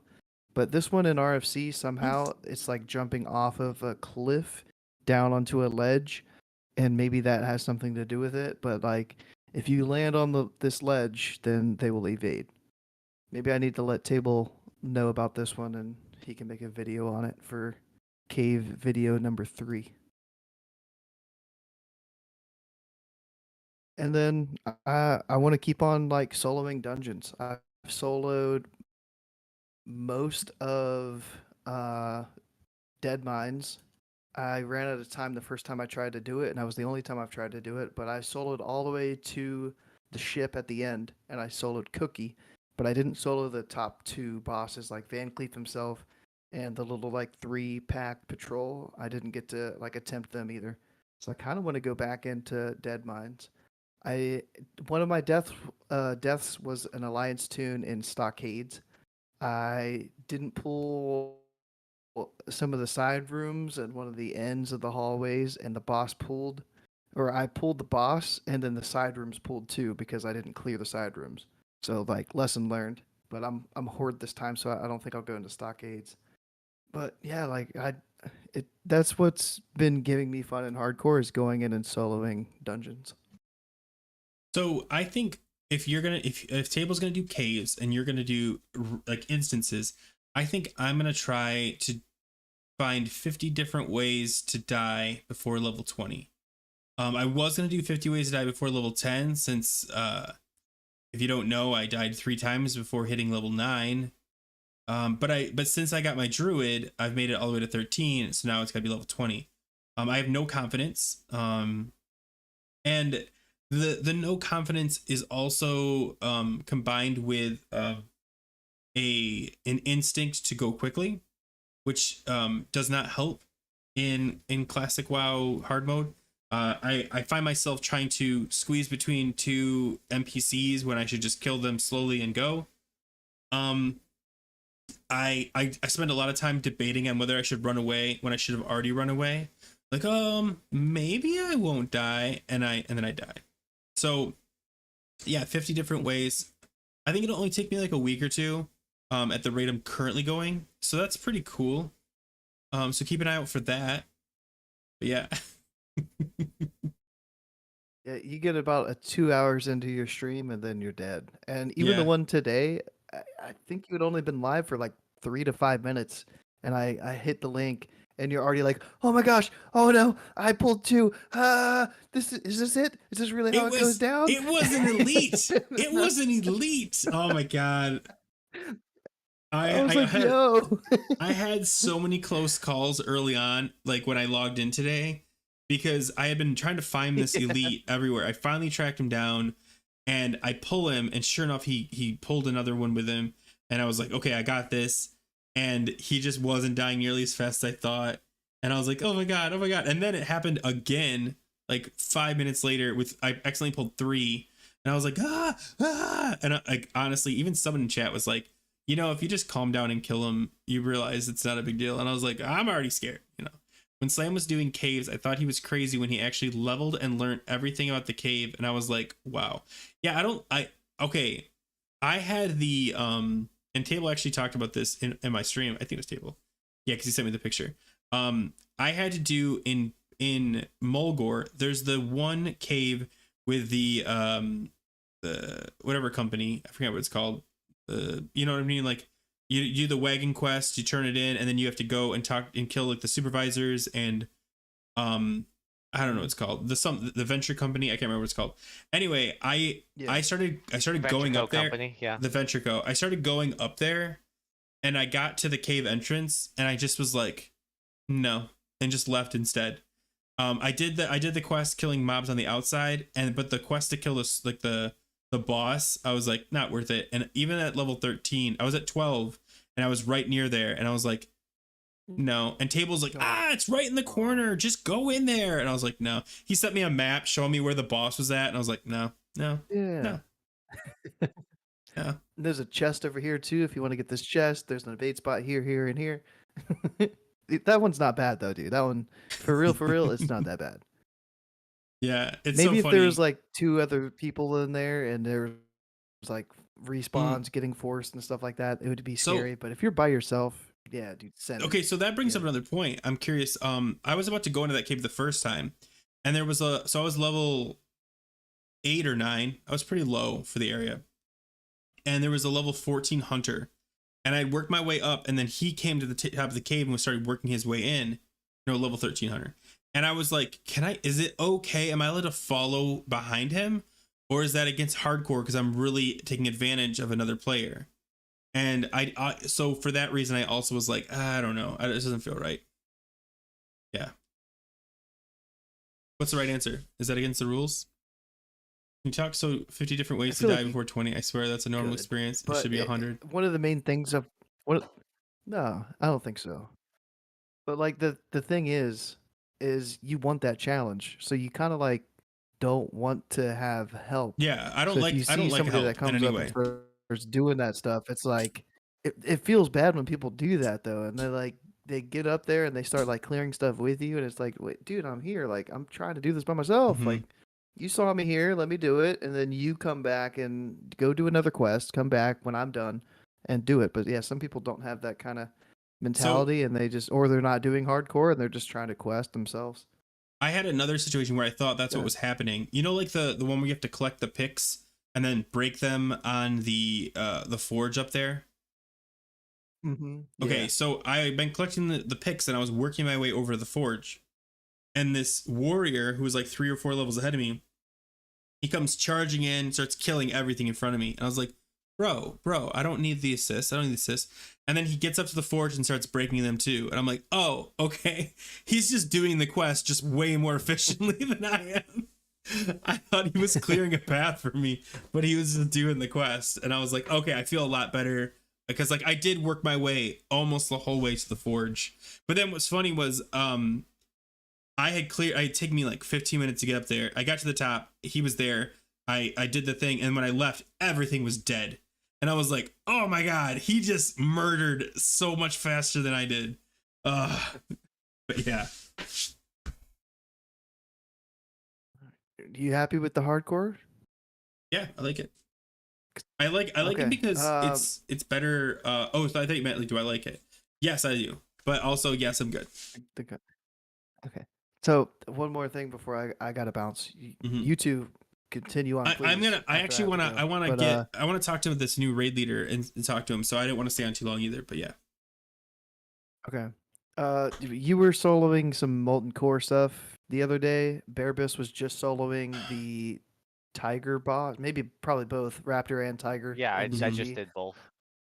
Are there anything like any other bosses that you guys think you'll be able to solo after you've gotten some extra gear in phase 2? That maybe you got close to in phase 1 and it was like, oh man, if I only had a little bit more gear, I could down this boss. Are you guys gonna be trying some more stuff? I have soloed the entirety of AQ20 just because it's similar to CG in the first place. I want to go in and try and solo Battle Guard Satura in AQ. Because I think it's doable as a feral. In my opinion, I think it's 100% doable. It just requires a little bit more gear. But I have done the majority of Molten Core already.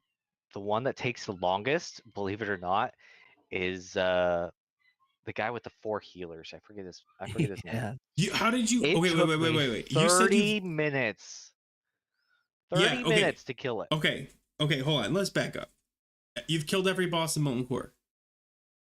No, I have not killed every boss in Molten Core. Okay, I've soloed some of the bosses in Molten Core. Okay, so the dude before the puppy is easy. The puppy is easy. It takes a little bit of time, but the puppy's easy. It's really just like kill everything. The next boss, I can't think of his name, but he puts a heal debuff on you, and I only tried like maybe 4 times. I could kill the ads, no problem. I could get him down pretty close, but without any healing from leader of the pack, like I was getting like 75 heals. I just couldn't do it. So I skipped him. I downed Gar, Baron. Baron was hard. Baron actually went and got fire resist gear just to kill that dude because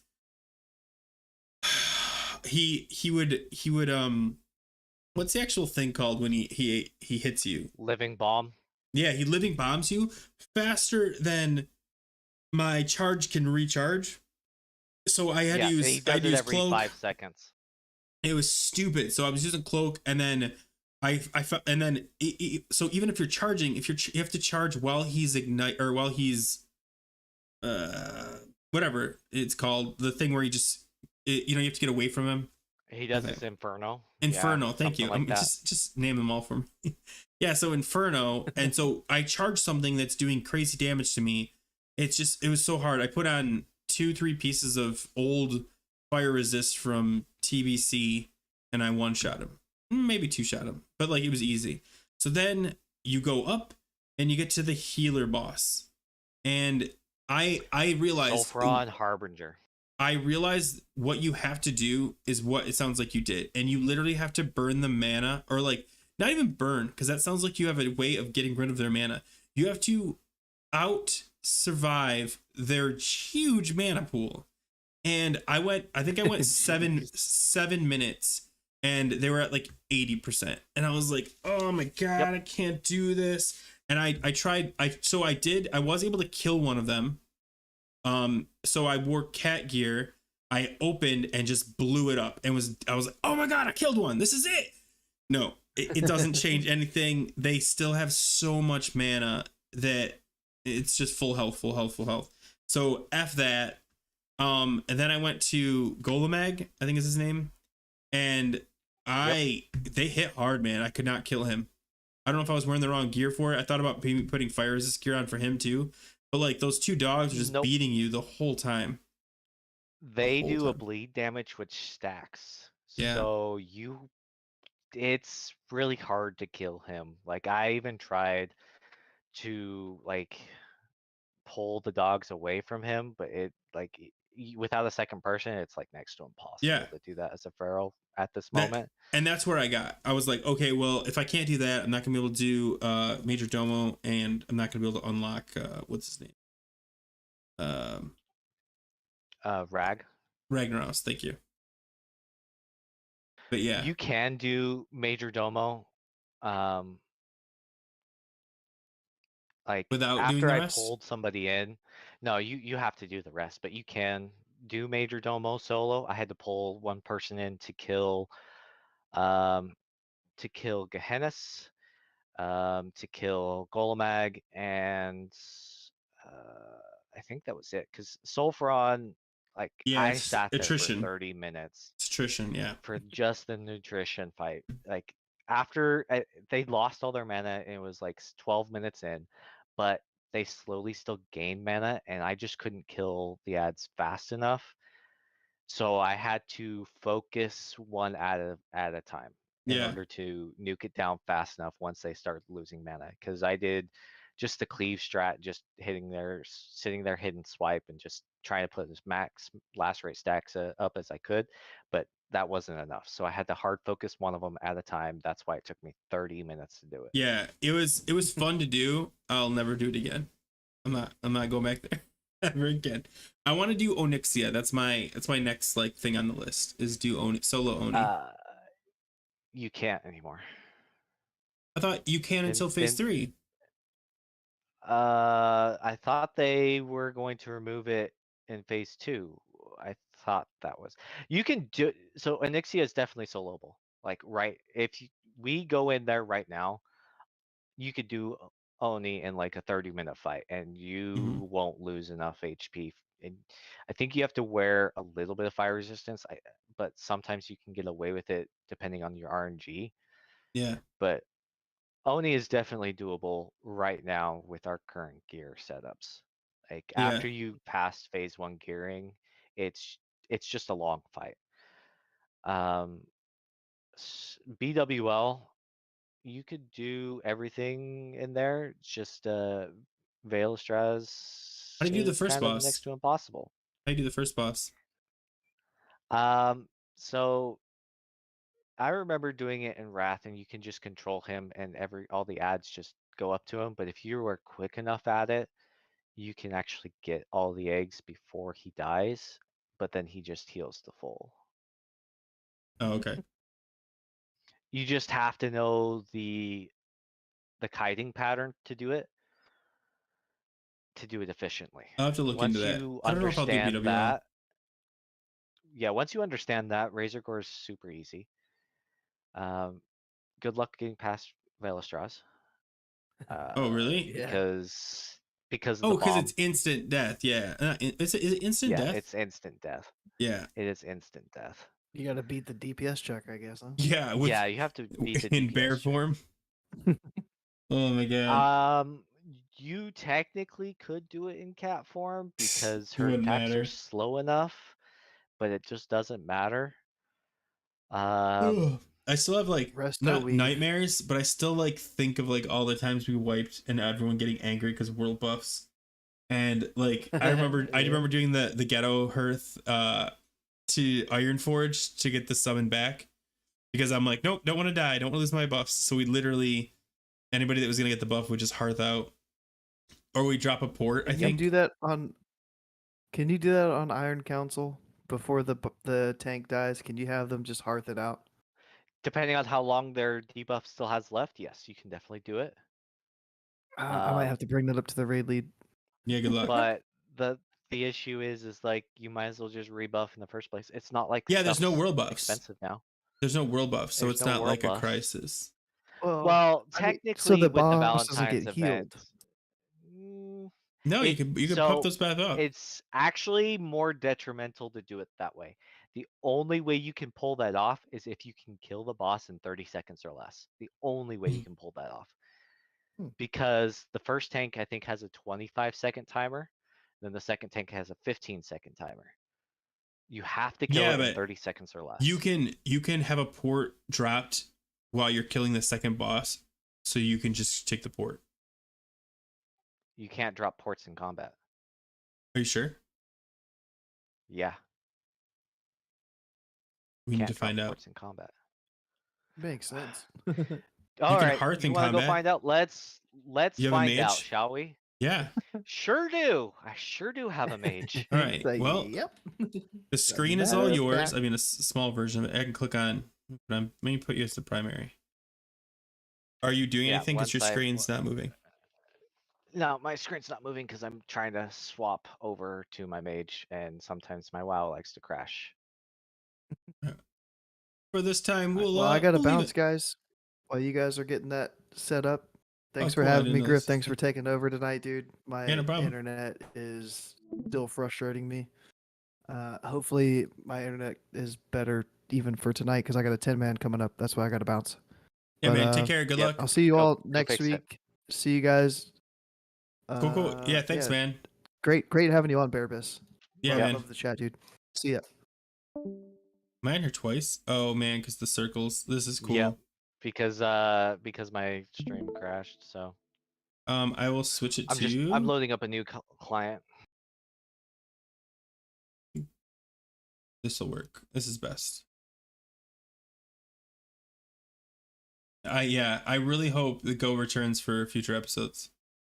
I'm assuming that's what you're talking about. But no, Bears, yeah, I definitely think we should do, and I think I've talked about this before. I want to do like a feral roundtable where we get like 4 or 5 of us on the pod and just like talk. You know? Well, like if I'll have strong opinions on a lot of stuff. I think it'd be cool if Blizzard ever makes the change that I'm hoping for, that we have a big celebration get together so instead of like talking about like topics, we just celebrate the fact that we got a small victory that barely helps anybody but helps the weaker. Are you ever gonna release that information to me? Because it's not like I really talked to a bunch of people in the first place. What do you mean? What do you mean? You said you have something for ferals, like I think it was last week after you posted that video. Yeah, ask table. I'll tell you in DM. Ask table. I don't want to put it. Yeah, I don't want to put it on stream. Tell me in DM. Don't put it on. Don't put it on the stream. Just tell me in DM. I won't release any information. No, it's not. It's not you a big post deal. the video for it. Yeah, I don't think I will not post a video on what I heard, but I will DM you about what was told to me from my unnamed source. But yeah, Table knows. I think Nest knows. Like most people know. I just don't want to like announce it and Most then people know. most people that hang out in the chat, they mostly know. Hold up. I'm there way more than you, and I still don't know. Then where were you? I was streaming and we talked about it in full. Because Full. So I just got a new job. Oh, congrats, man. Like Me the too. past week and a half. So I'll be doing a lot more working from home / trying to stream a little bit more once I get an upgrade for a couple of things. But Ooh. Yeah, I start my new job on Monday. It's supposed to be today, but it got pushed back because my laptop's not here yet. yeah, I actually started Saturday night. So I was working from like, what was it, 6 p.m. PST to about midnight, That sucks. just for a little training. It wasn't too bad. Oh, that's what I was gonna do. I need to grab a portal rune out of my bank because this is my banking tune. All right, cool. So now that we've got that, I'm going to put that as the primary. Everyone can watch me be right. Feeling really good about this. Oh, Horde. Okay, guys. Yeah, Taking I bets. play Horde. Are you going to be able to open a port in combat? Oh, you're using this? Oh, I thought you were going to like fight something. This counts as fighting something. I mean, sure. It counts as fighting something. It I'm not puts you in disagreeing. combat. I thought you were going to like go down and let like a level 5 hit you. I mean, I could, but it's pretty much not worth it. It's about the same doing this. All right, do your thing. All right. In combat. Can't drop a portal. It won't let you? Cannot drop a portal. But you could take a portal in combat. Button. You could take a portal. You can take a portal in combat. Wait. Okay, wait. Can you? Okay. See, this is something you couldn't test in this. Could you invis? You can't invis. Yeah. No, you cannot, because as soon as you come back out of combat, as soon as you come back, you're down in combat. Yeah. Yeah. Oh man, You cannot do it unless the fight, I think, is like 45 seconds or less. You cannot take a portal in the middle of a fight because you cannot drop one in the middle of a fight. That's too bad. That's a missed opportunity right there. Yeah, I'm telling you, I was right. I played a mage for a long time. Even in TVC, I played a mage. I know you cannot drop a port in combat. But you could take one. So we'd have to figure out a way to drop one and then kill the bosses in under a minute, and then problem solved. You have to kill it in under 45 seconds.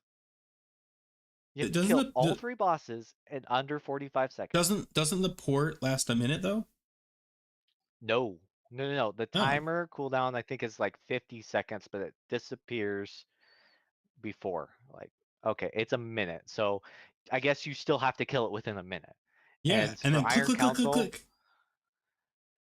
Yeah, well, you gotta kill a minute to kill it. That's a really good parse. That's not happening. I'm sorry, but that's just not happening. You cannot kill it fast enough. No, you can't kill it fast enough. Give me the opportunity. No. Even top guilds with the fastest kill times on that fight, you can look it up right now. What is the fastest kill time? Hold on. Fastest kill time is about 2.5 minutes. And this is just taking it off the top of my head, pulling numbers out of my butt. Fastest kill time, I'm betting you, is about 2.5 minutes. Look at. Is there? What's that? What would that be under? Progress? Speed. It'd be under. I know, but how do I select that? I guess I just choose speed. Okay. Yeah, and it's Storm. No, who did you just talk about? Oh my gosh. Iron Council. The Assembly of Iron. The fastest kill time is 2:21. Oh, that's right. Yeah, but that's not too far off. 2.5 minutes. Trial of the Crusader. More than half. No, but how long? So okay, but here's the thing. The final section is about 30 seconds, right? Like the Steelbreaker, and you could do it as soon as Steelbreaker Most raid pops, teams are not. Most raid teams are not killing the final boss Steelbreaker in less than 30 seconds. they're okay. So Most raid teams are not doing that. this one does it in 33 seconds. Yeah, So less than 30 seconds. yeah. No, so no, hear me out. So if they do it in 33 seconds, the first part of it before Steelbreaker is a minute 47. All they have to do is take that minute 47 and make it less than a minute, make it 45 seconds. They take the portal after 10 seconds. I don't know. It's impossible. I don't even know why we're theorizing. This is never going to happen. But I just, you're the one that's trying to theorizing. I'm telling I'm just you, excited. It's not possible. I'm just excited. I'm Anyway, telling you straight up, it's not possible. Anyway, I'm going to wrap this up because I really do want to get off and get some stuff done. Thanks again, Bearbis, for stopping by. Guys, we do this every Wednesday, usually with a little bit more organization than this week because Go had bad internet problems.